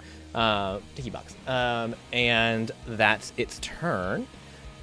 Nice and simple. And the private security guard there is going to go ahead and... Hold on, sorry. I need to organize my enemies' stuff better for tactics and whatnot. Oh, okay. Gonna go ahead and take a whack at you now that you're entangled. So I'm gonna go ahead and roll that D4 on you for damage. So that's at the 4. It's 4 damage to Eloise. Right out of the gate, unfortunately. So are we storing the health just on our own character sheet? Is that how Yes, we're doing put it? it on your own character sheet. I don't think we need to put it on our tokens. I mean, I don't know, we can if it's easier for you guys, but like I figure you're gonna have your sheets up anyways, so I don't know. We'll see how it goes. You can do both if you want to. I just figure it might be too much to manage. I don't know. You guys can feel free to do that if you wish to. So that is. Also, I need to roll another thing. So he hit you with his flaming nunchucks. And that means that you take an additional 2 damage for being on fire. So you are currently on fire, and you'll be on fire for 3 rounds unless you get put out in some way. So stop, drop, and roll, or hit the water fountain up or something on your turn to make sure that you don't have continued problems with that. That is his turn, and then we had the Flying Wildebeest, which is Can Ferris? Because technically there would have been like people in between those two. Like there were 2 enemies, and then one of us, and then 2 enemies, and then one of us, and I know a bunch of us have moved, but could Ferris maybe take her turn right now? Absolutely. See, all you gotta do is ask. No problemo. There you go. It's your turn. So Ferris she's still like kind of confused about what's going on. Like there's a lot of moving colors and stuff, and everybody seems very excited. And you've just been pulled up into this. And she's been pulled on. She's like, oh, wow, that was exhilarating. Oh dear, what is happening to my brand new sister? So because she is attempting to knit a new hat, because she's seen like her brand new best friend, possible soulmate, because everybody's her possible soulmate right now, losing his hat. She's got her yarn out, and she notices these absolutely perfect bumblebees, and she's like, I know what the decor is gonna be. Can I use my knitting supplies, my yarn, to like lasso those bees and use them? Now, I'll tell you what she's thinking. What she's thinking is these are actually like tree baubles. Oh, and she wants ornaments? to like ride, like ornaments, and she wants to like ride them back down and have them embed themselves in the topiary. Oh. Because she thinks that they're decorations. This is very interesting. Okay. She may and then whatever kind of happens with that, and then she wants to like also go to the aid of her sister, kind of thing. Yeah. Okay. I know you guys went to a lot of trouble to get her up here. She's not really. She's easily distracted. Yes. The urgency of the situation may not have fully sunk into her yet. Okay. So which level are the bees on? The bees are art on gallery. the art gallery level? Yes. The bees are the art gallery. Which she wants to is where bring them down to the you- courtyard. Okay. Yeah. Okay. So Hopefully taking them out of the fight. are you a little going bit. down with them, or are you just launching Yes, them? She's gonna she's basically going to, like, I don't know how big these things actually are. Like I said, Ferris weighs They're basically pretty nothing. big. I would say. Yeah, so she's basically gonna like lasso them with the yarn, hop on the back of one of them to try to like ride it down Okay. towards the topiary that she wants to like embed these things in, so that they will be just the best baubles you've ever seen in your life. Sure. Does anyone want to give her an assist for free for momentum purposes? Bungie Sure. certainly would, but Yeah. Because Locke, he you can can't. just- You're currently occupied, so it has to be Bungie, or I guess I could you have Kel do it if you want to have him do it, but he's pretty further away. I guess it's probably Bungie then, right? Yeah, it'd have to be Bungie. So I'll tell you my how willing are we to call this my power of flight? That's fine. Cool. So power of flight, my creative quality, because party planning. Mhm. And then D6 for green. So I'm working with a D10, a D8, and a D6. Ooh, very nice. Okay. Yeah. Oh, and what is Bungie doing? Basically, you're just gonna give her some extra oomph. So she's. Okay. I'll let her finish the roll, and I'll tell you in a minute. There might be a twist involved. So. Okay. So I have a 7, a 4, and a 7. So. Almost. Oh, unless I could give her a +1. Then wait, hold on. That means the middle one's. 7. 7. Yeah. Okay. Yeah. Is Yeah. 7. Yeah. Okay. Yeah. Yeah. Because the 7's it's like right on the cusp, for a full success. Yeah. Yeah. Okay. So we're gonna do it with a minor twist. That's totally fine. And so basically, you lasso these things, expertly, and kind of like tie them together in like a bundle of bees. And then you kind of like try and get like a running jump, and you kind of like I'm on top of them, and then begin to like float down, and then Bungie kind of like grabs you and kind of like spins you around, give you an extra like thwomp basically to get extra speed. Yeah. As part of this whole movement here. And you sail down into, let me see here.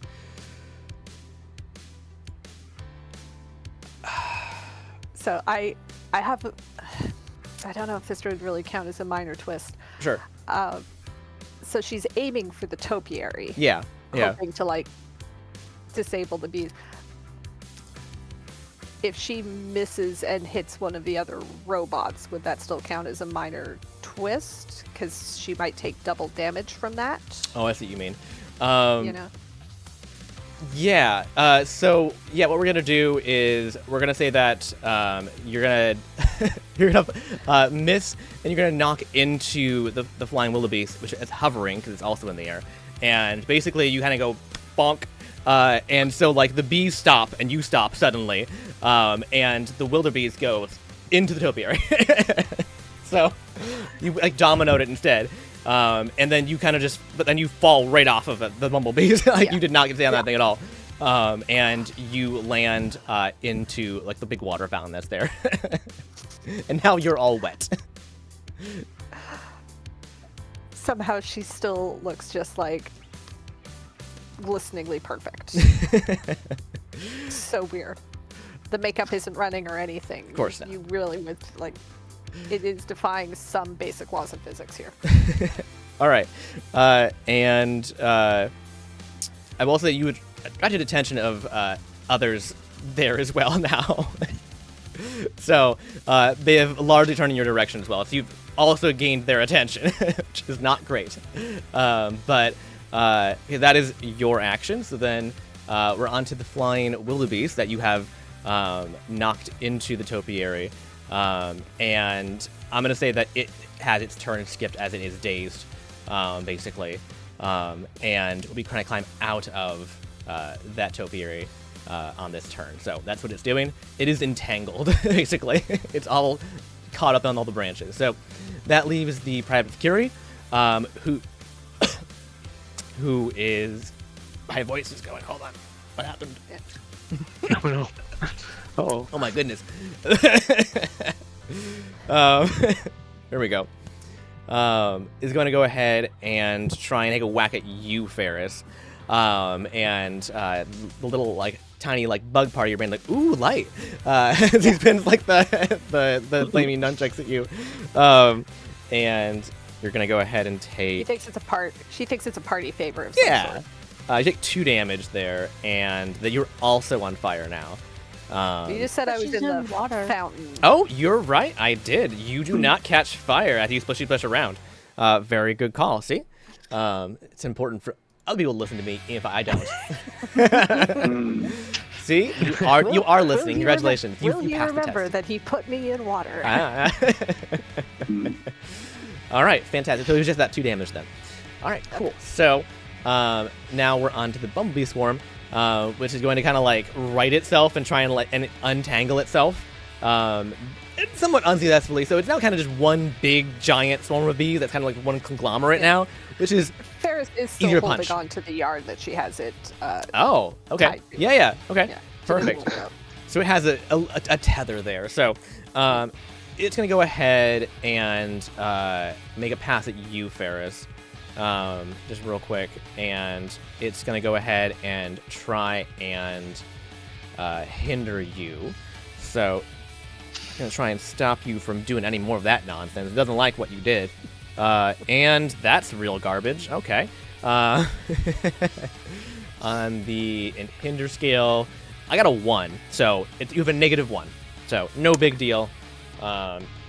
Easy to overcome for next time for sure. So they're kind of just bumping around you, kind of like yanking you kind of left and right. You're trying to like get your bearings. She's trying to explain her vision. And they don't cooperate for some reason. Yeah, she's pointing at the wildebeest and saying, "See how gorgeous."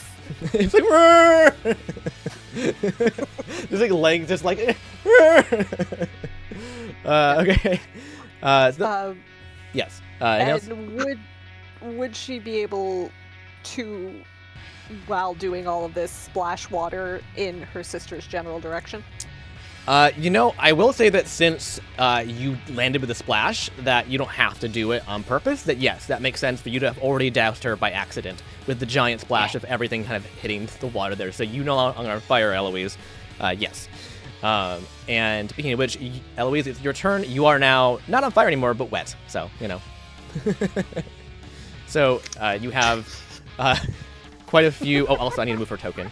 Token down here with you. So you have a wet sister and a bunch of enemies in front of you to deal with.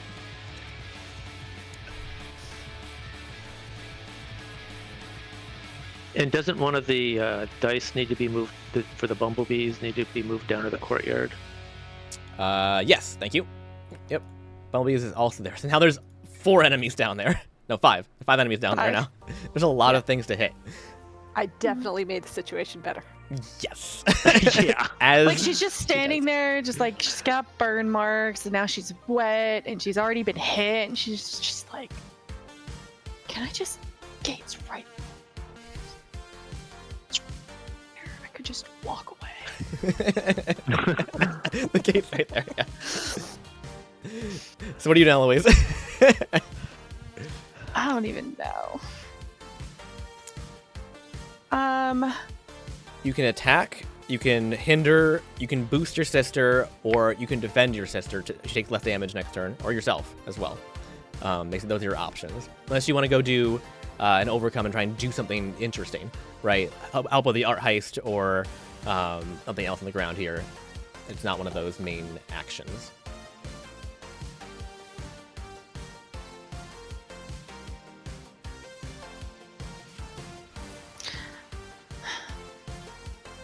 There's one of the people with the flaming nunchucks. They're down here, right? Yeah, 2 of them are, yeah. I want to hit them. Okay. I also want to take the nunchucks and set the maze on fire. Oh, interesting. Okay. Sure. Give me an attack then. Which is pick a power, a quality, and then your zone, which is green. So, what are you using? I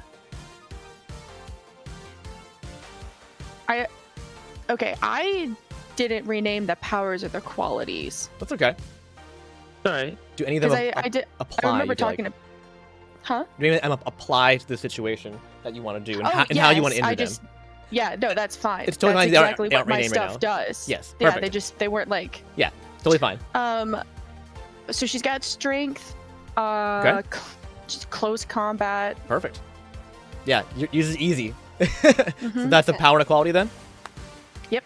Perfect. All right, and that takes So those 2 dice. the corresponding dice. Plus Okay, so and your green die, which is your zone die Okay. for green.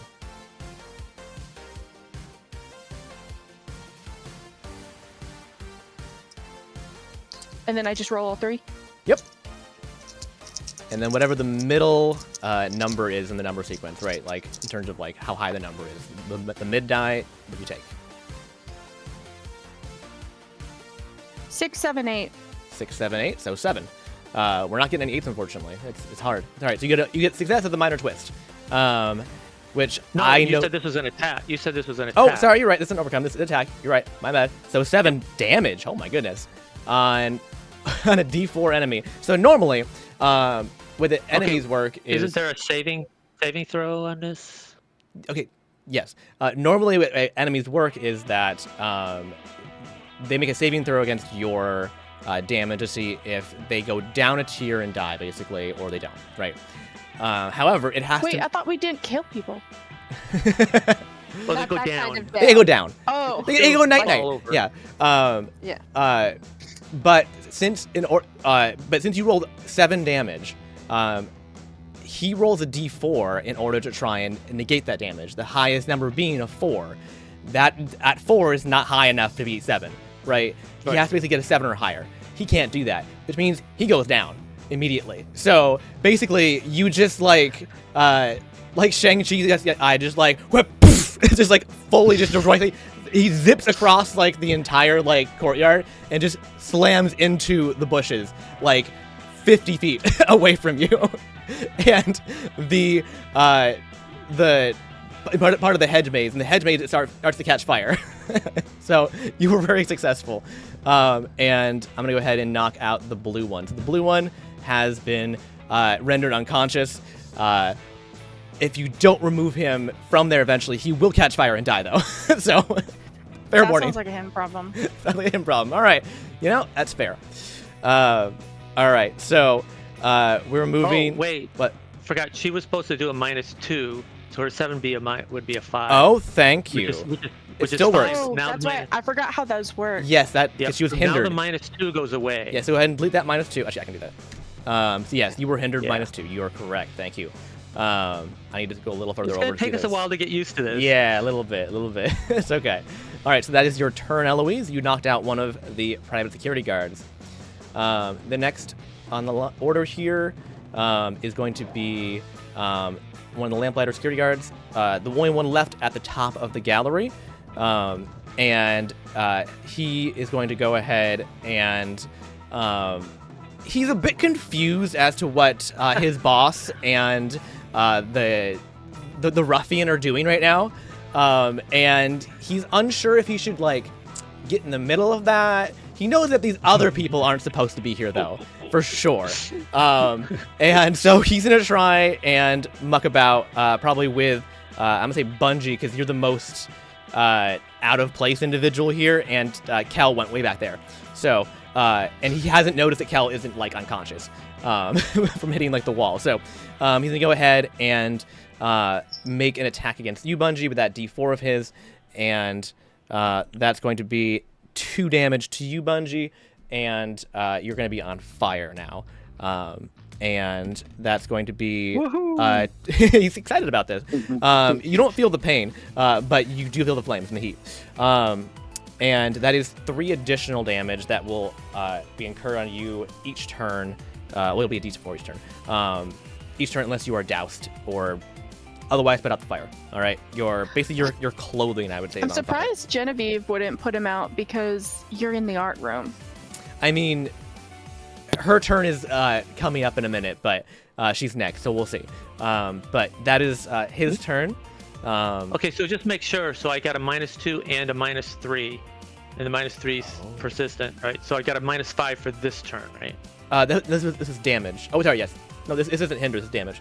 But yes, the -3 is from the fire, and you're taking fire damage, which is a 1d4 each turn. Yes. Correct. Oh, it's a 1d4. Yes, it's 1d4, okay. and I rolled it, and I got a 3. So you'll take another 1d4 next turn. It's not always 3. Oh, I see. That's all. Okay. So Unless somebody can put you out. Yeah, which you can do yourself as well, if you wish, as long as you have a way to do that. You can test how water lock really is. Ooh. That's Give him a hug. Walk right through them. So it's Genevieve's turn, and she's not going to attack anyone because she is currently preoccupied. However, she can give as well as she can, as you can, Locke, in terms of seduction, and so she's going to go and hinder you.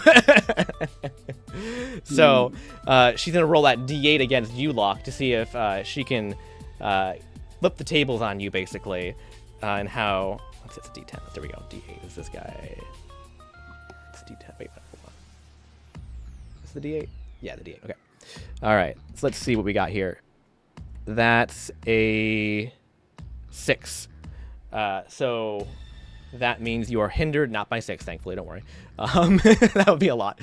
You are hindered by 2. So that's a -2 to Locke for his next roll.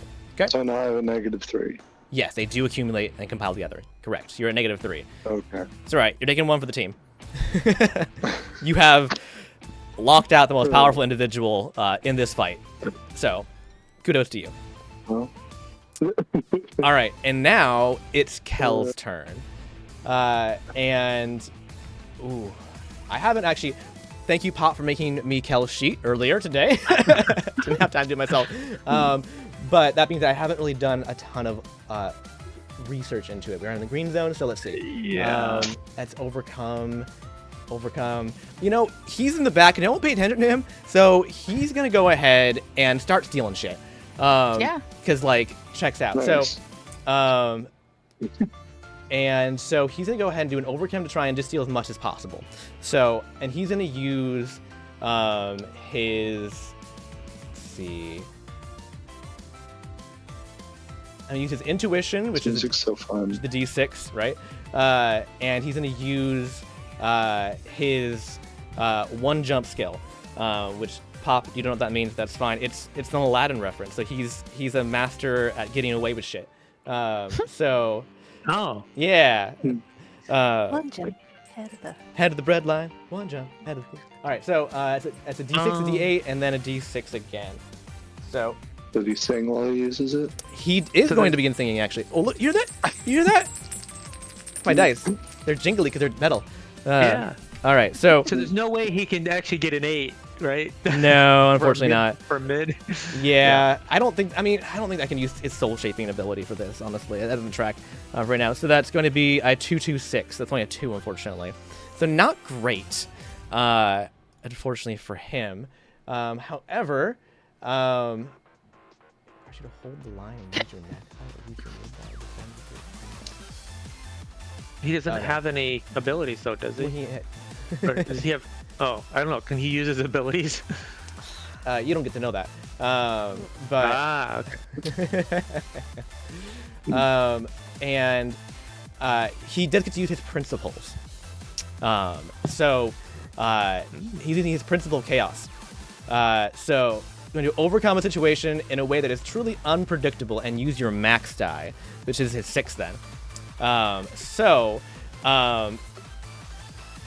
Principle of chaos here. How is he going to get the art out? All right, so he's going to take... Actually, how many does he get with 6? Probably. I'd say on that, it's going to be... Yeah, -6. Okay. It's going to be one art piece. So he's going to take one art piece, and he's going to yank it off the wall. It's a big one, too. And he's going to... You put something on it that you're not sure what it is. You put it on the bottom of it, and he kicks it with his foot, and it hovers off the ground, and it begins to soar, and he jumps on top of it. And he begins to sail across the room past all of you guys. And he sails out of the room, and he pulls the device off, and he falls to the ground and lands perfectly into the carriage. Do we all gain a hero point? You all Does he gain a get hero point for that, yes. And he has... also, you guys need to make a note that you have secured one art piece from that. So he ain't leaving empty-handed. At least you're getting one, right? Did he jump in the carriage or just the art? Both, same time. He fell with it, with the artwork into the carriage, basically. So, because he got over it, and then he let it fall, basically, with him on top of it. And they gently fell into the carriage. From the outside. So he's in the carriage. He's in the carriage now on the first floor as well. He has secured one art piece. So now it's the environment's turn, which is a fun thing we get to do, which at the turn, change the turn order, basically. If you'll notice, I have added 2 environmental notes at the bottom of the page. One is called Haunted Paintings, and one is called Living Landscape. So down in the courtyard, we have the Living Landscape taking effect here. So because the wild wildebeest was knocked into the topiary, it's going to affect it. So the topiary begins to engulf. It has these big bushy arms that reach out and grab it and kind of yank it in, basically a bit more, and to hold it down tighter as like... I knew someone would see my vision. And it is flipped upside down, head down, and it's just like... and it is also posed in a lovely fashion for your enjoyment. And I love it. I love it. it is hindered by a 1d4, which I rolled a 2. So it is a -2. So someone put that on the enemy notes, please. It's a -2 to the wildebeest. Okay. And then we have the haunted paintings, and so that is up in the art gallery. So up top there's a bunch of art on the walls, which all look like normal paintings, except for one of them comes alive, and a ghost pops out of it, basically. And let's see. Who's up there? It damages 2 random unawakened characters, which is everybody but the lady of the house, basically. So it's just you two. So it's just, yeah. Well, it can hurt the lamplighter, though, as well. So I'm going to roll a die and figure out who that's going to be. So that is a... We roll that because that was Genevieve. A D4 one. So 2 is the lamplighter first. And then it's going to be Locke. So both of you are going to be damaged by 1d4. So Locke, that'll be 2 energy damage to you as a ghost puts its hand into your eyeballs, basically, or from the back of your head, out of your eyes, really freaking you out and breaking you out of the wonderful, passionate kiss you're enjoying with this lady of the house. It is a deeply chilling and unsettling feeling having someone's fingers inside you, and not in a fun way. And the lamplighter is going to take that 1d4 as well. And that's going to be 2 damage to the lamplighter. I will roll its saving throw, which is also 1d4, to see if it stays up. And it rolled a 1. It does not. He is fully possessed by a ghost and just goes comatose and just falls over and is then dragged up the wall and then just plops down. Damn. Yeah. And you're Locke, you're like, oh, that could have been me. Oh no. So he is out cold and out of commission. So that is now the top of the order. Now, it is 9:25, and we are at the top of the order. So, what I'm trying to do, I'm going to be trying to end sessions at 9:30 now, or thereabouts. This is the perfect time to stop. We're at the top of the order of combat, right?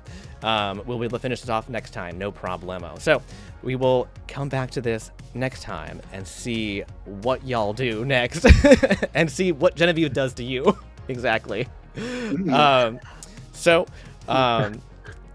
That leaves us with our post-game stuff. So I wanted to leave time at the end of session each time here to be able to do some stuff. Some just kind of powwowing, and also some more bookkeeping stuff as well. So at the end of every session here, I want you guys to name the session, which will come up at the beginning of next session here. But you get to name the title of the session, whatever it is you so choose. So what are you guys thinking the name of this session should be for Riffrunners Chapter 1 here, Session 1? This isn't what I signed up Gathering for. entropy. Entropy. Okay, very cool. This isn't what I signed up for. Fantastic. I was going to say Ferris would have said something about the Ferris. love affair between Locke and Genevieve. Oh. Absolutely, Ferris. This is a heart. This is turning into Or Harlem. meet cute. Meet cute. Yeah, this is a meet cute. Ooh, okay. All round. meet cute. No, I think Ferris would have Like- titled it A Brand New Start. Or the first day of the rest of my life. An unexpected journey, Ooh. right? Yeah, like an unexpected journey. No, I do like the idea of meet cute, especially because so many of us have met. Yeah, no, I And like that. she's just like, Yeah, that's good. We have one couple. Well, what not couple, but two individuals making out, and we have a bunch of people who've met. That's perfect. I love it. Yeah. there's a specific season that's coming up on her planet. She's got one thing on the mind. What is the second? It's meet what? Meet Cute. Cute. Cute. Meet cute. I've never heard that expression before. so- Really? Really? In rom-coms all Yeah. the time. Yeah. Yeah. Meet cute, huh? Yeah. Meet cute. It's I would usually Like they some bump into quirky, each other yeah. on the street or something. Yeah. There's a, Yeah. I there's, see. a scene, there's a scene in the movie The Holiday that explains it perfectly. I'll send you a clip of it. Oh yeah. Fantastic. That was even thought it would be actually perfect. Okay, so also at the end of sessions, It's actually the name of a film too. I'm sure it is. Yeah. It's a huge name. trope. It's a trope name. So yeah. That I makes see. sense. Yep. Huge trope. So also at the end of session, I want to have us to have time to kind of decompress and like talk about session basically, and kind of review stuff. Whether it's like, you know, technical stuff, if you want to like talk about like logistics or something, or if it's just like, oh, you want to talk about stuff basically, you know, what happened, as well. So how y'all feeling? Good. Yeah. I like the atmosphere. Yeah. I'm glad that like especially Bungie and Ferris are gonna like match energy, especially really early on. Yeah.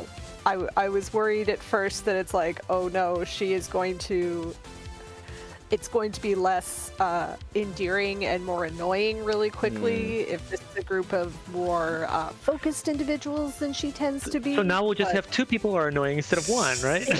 But if it's 2 of us, then we don't both. Then You don't stand out. That's one less person you're annoying. Exactly. So like Bungie and Ferris are matching energy, and I'm enjoying that. Fantastic.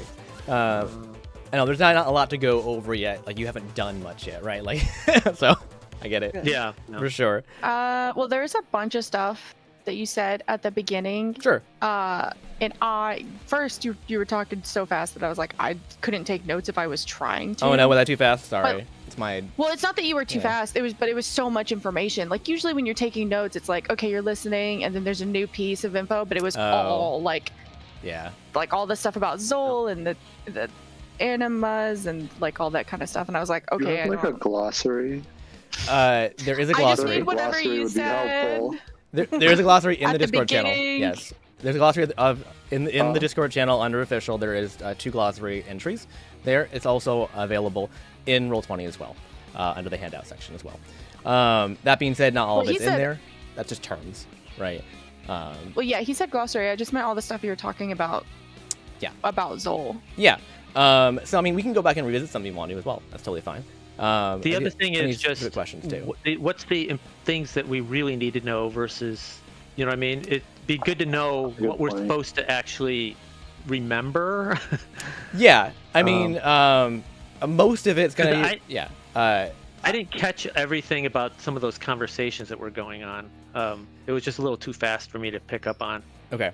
I will try to read slower next time. It's hard when I'm stressed out and I just talk fast naturally. So yeah, I it's understand, hard. but it's also you know. just me, and maybe Thea has the same problem. But it's hard for me to follow storylines for a long, like that are a narrated? long period of time. Yeah, it's even if you talk slower, I still might have a problem. I don't know. No, my issue is I cannot process a bunch of audio.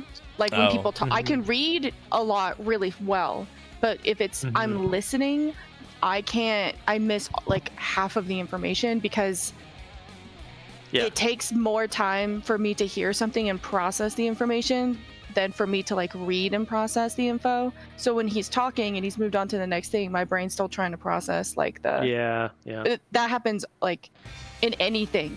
Like I exclusively use subtitles, and when you started talking, I actually was trying to figure out if I could like turn on even auto caption. Yeah, like even auto captions, because I was like, I'm not catching what you're saying because it's just too much new words that my brain was like, I can't keep up. You know, that's not you. That's me with I like maybe need like an accommodation, I guess. I mean, it's possible that there's a way to actually get captions.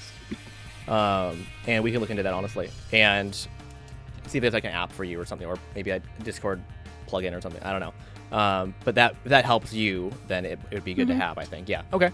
Yeah, we can look into that for sure. So I also don't mind going back and just like, I know you said you recorded it, but I don't know if you're posting it. I know you said Twitch, you're just streaming, but I don't know if you can go back and watch the stream. Yes, it stays up for 7 days. Because then I can go back and like just write it down, because I can pause it, write it, and then keep going. Right. Yeah. Absolutely. Also, you can. I believe there's some free transcription programs that you can put video into, and it'll just transcribe it as well. Also, once I put it on YouTube, it'll have it automatically anyways. So right? Because Yeah, YouTube subtitles are, especially if they're it's language that's not English. Well, yes, obviously that's bad. Technically, those words I guess are English, but like. But if I made them up, especially, it's gonna be like it's gonna know like names or things I made up that are just fake words for sure. What I found, I've tried to use the YouTube subtitles for when I'm listening to something and there's just one little section that I just couldn't figure out what he said. I turn on the subtitle and it can't figure out what he said either. Yeah, that happens. That's usually how it goes. Okay, so I will give you a quick rundown of the highlights if I can try and condense as much as possible here. Right, because there's two sections of the city basically, right? The Shard of Zol, there's two sections, which is Crypt Market, which is like the underground undercity basically, right? And then you have Charon's Clay, which is like the fancy nice section, right? And the Lamplighters are the big force basically that are in charge of Charon's Clay, and then you have the Jack and his enforcers that are basically running the Crypt Market scene. And so they're so the Jack is a group of people. No, the Jack is a person. He's the leader of the Graveyard Gamble, which is the ones that are kind of running all the black market. I didn't mention the Graveyard Gamble as a organization. I just said the Jack as he's frequently referred to just like as like the leader of the group and like I work for the Jack basically, right? The group isn't always as referenced. Like he has like immense notoriety and his name carries a lot of weight. So, and so we were introduced to like those two sections of the city, and we were also introduced to those two primary factions, right?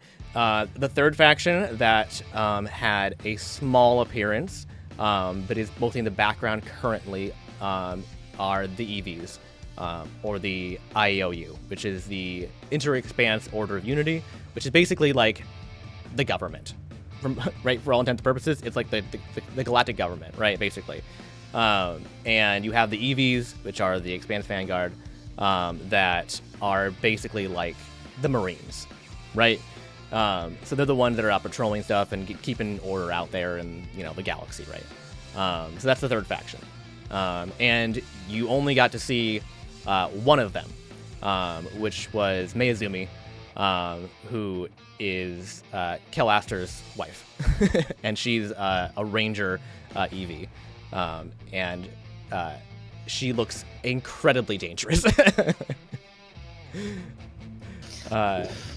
Like someone you do not want to mess with. Like, I know you guys are currently fighting an awakened individual, not even close to like the level. Like this is someone like I mentioned as part of like the conversation. She's someone who hunts down like pirate kings and serial killers and drug lords and all that stuff, and like the big people who are causing problems. She's who's sent out to go kill them basically. Like there's not a lot of like sanctioned murder out there in the galaxy, in the Expanse, but like rangers have full authority. How do you spell her name? It's Mei, which is MEI, and then Izumi, which is IZUMI. Oh. UMI. I had it way off. It's okay. Okay. Yeah, I mean, but how much of this information do our characters know? The scenes that you were not part of, your characters do not know at all. So I'm going to just be trying to include scenes of other things happening, basically in the area around you, to kind of just give flavor and potentially include some characters that you will run into, like May, right? And then I also had a thing with Kel, right? That then brought him into the scene as well. So, and I'm going to try and do like at least probably one of these probably at the beginning of each session. And I'm also going to be trying to make them reactive to whatever it is you guys are doing, right? So if you guys go, do something like light a warehouse on fire or something, like that's gonna be a thing. And now we're gonna see it, if it's like, oh, it's the big drug lord's warehouse, whatever. Now we have a theme like the drug lord, where now he's like trying to figure out who did it, or whatever, right? Stuff like that. Where I'm gonna try and give you guys like reactive things that like your characters don't know, but like oh, that's okay. There is a reaction in the world, and it's how scenes are set up in like shows and movies and comics. Like. Is Yeah. there a keyword or something that you would say that we would know that it's something that our characters wouldn't see? I'm trying to figure out whether I'd be smart enough to figure out that. I mean, it'll be in the my beginning, character basically. doesn't- I mean, it's like Yeah, it's a okay, narration, right? Of like something Yeah, that okay. your character's not even there. So like it's pretty Uh-huh, obvious. okay. Like you know, with like you know the scene with Nissa, Nyssa and May, you weren't there clearly, right? With you know her being delivered coffee and you know talking about finding Kel and all that stuff, you weren't there, right? Just like you know Kel and Zaz in the bar, you know you guys weren't there obviously. So, Okay. you know that being said, as players, you can use the information. Honestly, it's fine. Like, I'm perfectly fine with like your characters not needing necessarily a super strong reason to go do something. It's being like, oh, I just felt like going that way or whatever, you know, like, and we can have like random encounters with like characters that you as a player set up on purpose, but like it's accidental or whatever, right? You know, or something like that. And that's Plot totally armor. fine. Yeah, and it's totally fine, right? That happens all the time in like TV shows and movies and comic books, and like no one thinks twice about it, so don't worry about it, right? I'm giving you, you know, just information and set dressing, and you can do whatever it is you want with it. Like, for instance, you could be like, oh, I want to go get coffee, and you know, we're gonna go to the Spinner's Soul, you know, whatever, and then you meet, you know, Nyssa, you know, there or something, right? Like, totally fine.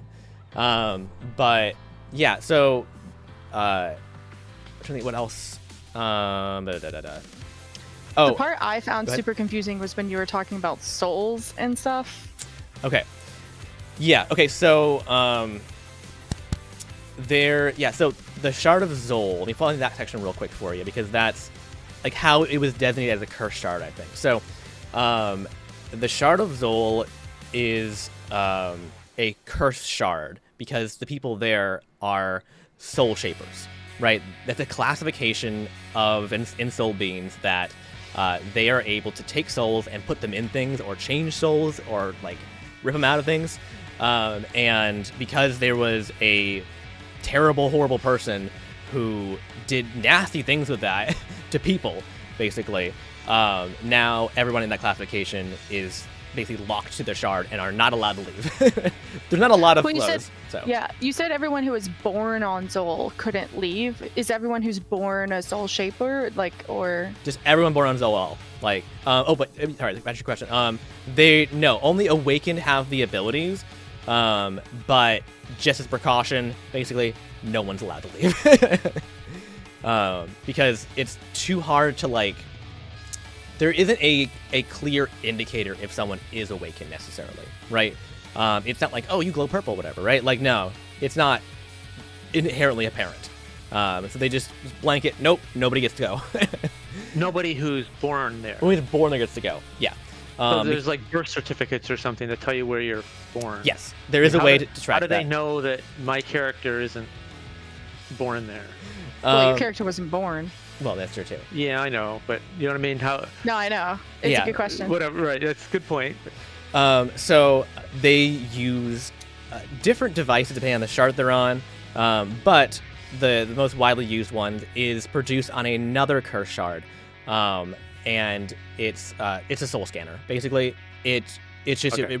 at birth your soul is registered with the IOU, and then when you board a ship to leave, basically.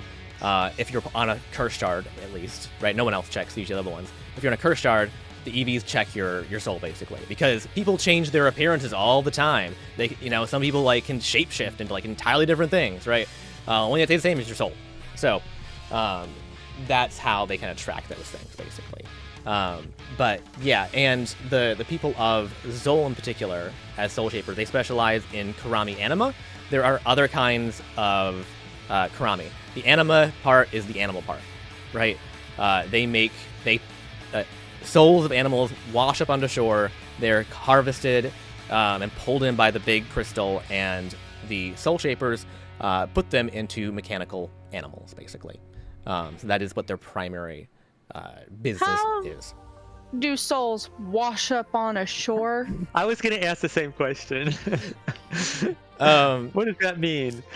Are the animals die and then their souls? I mean, is it Like, just one of those mysterious When everyone things? dies, does something happen to the soul? Like, is this a religious thing? I'm just kidding. It's like, Mommy, what happens to people when they die? Yeah. So I mean, as a person who doesn't believe in souls, so they these are residual from when the world shattered, basically, right?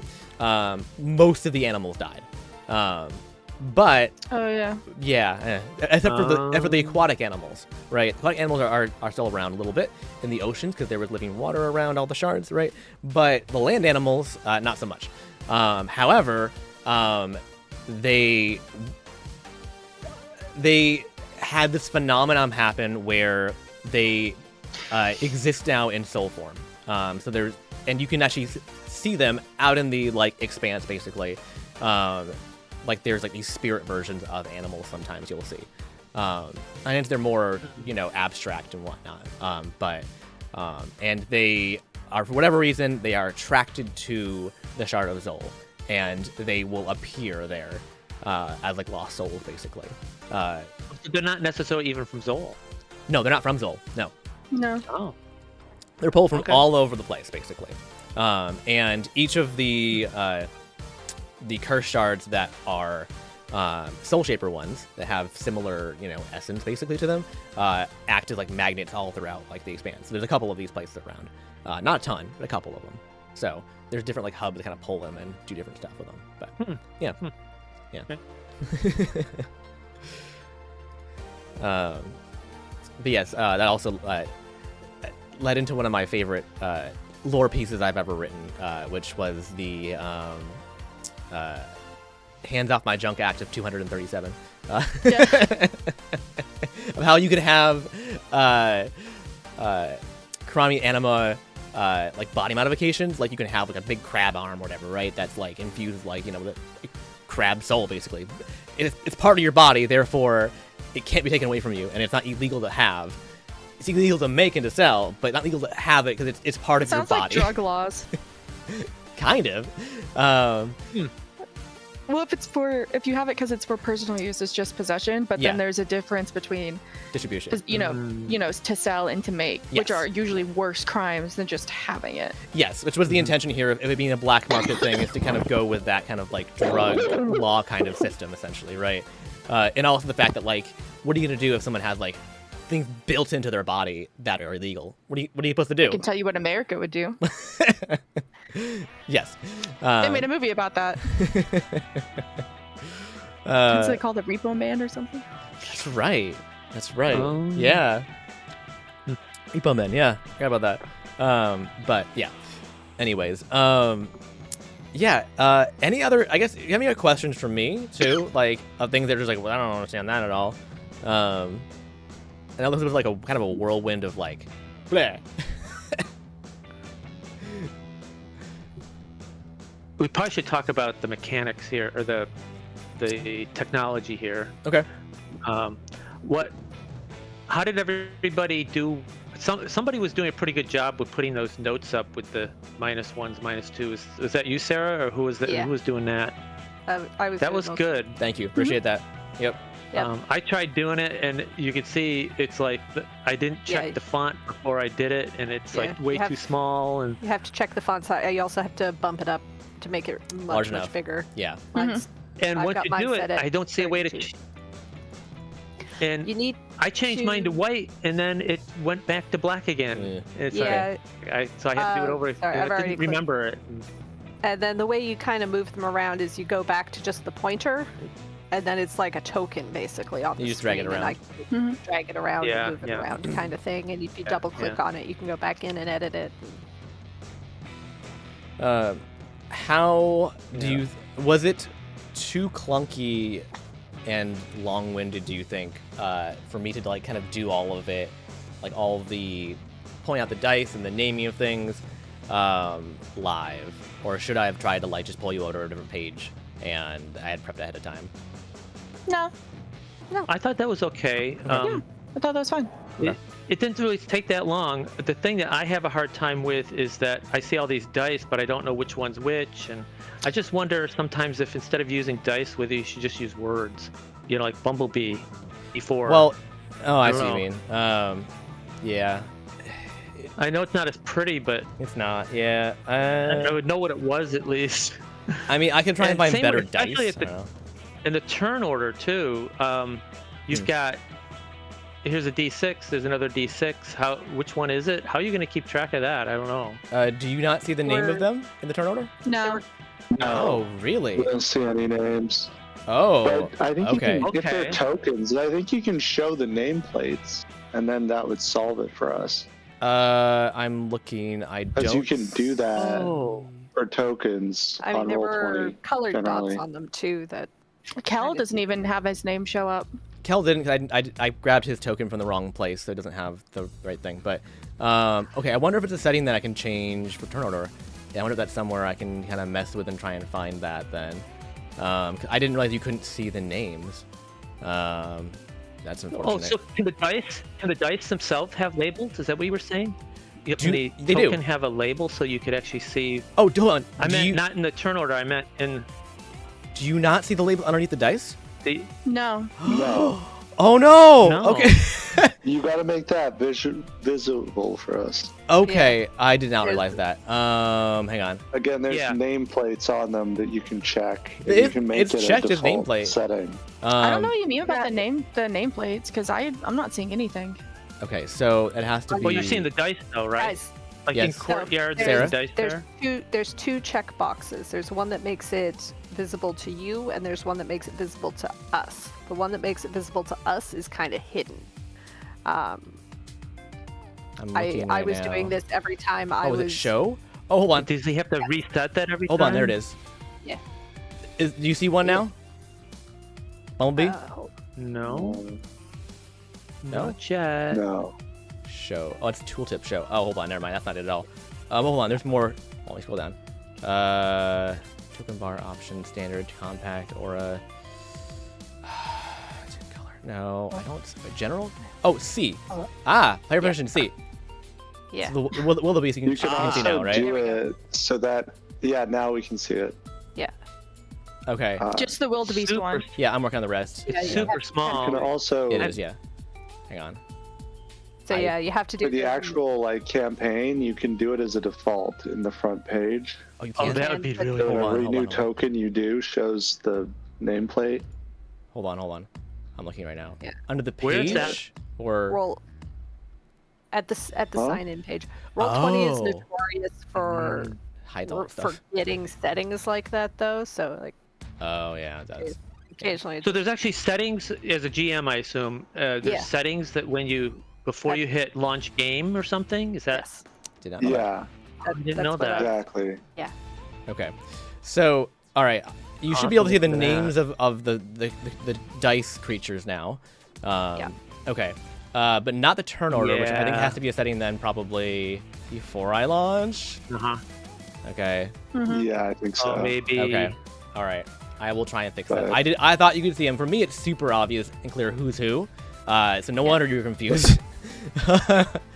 yeah, it's yeah, I it's was a bit- always the double-edged sword of Roll20 is you can't see both. Like you can do the what is it, like Control L or something like that to try to get the player view. Oh yeah. But it doesn't actually take away the DM view. It's why you basically okay. exist in a state of constant like, guys, I don't know what you can see and what I can see, and I can't ask you without letting you know what's coming up. And Yeah. That's know. why what you do is you have your second account that's your player account that you invite to every game, That's and you good, log actually. in Yeah. so you can see. That's what I do. That makes it really easy to like Yeah. fine tune stuff. very, very cute. Right. You think any of? Oh, yeah, there you go. We can see it now. But very cute. You think what?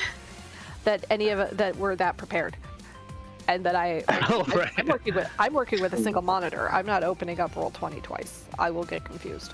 All right, guys. That's then you have Yeah. you call I have someone and I have work tomorrow. Yeah. yeah. So No I'm problemo. gonna have to. All right. call it. That's how we're gonna call it for the night, and we'll come back next time. All right.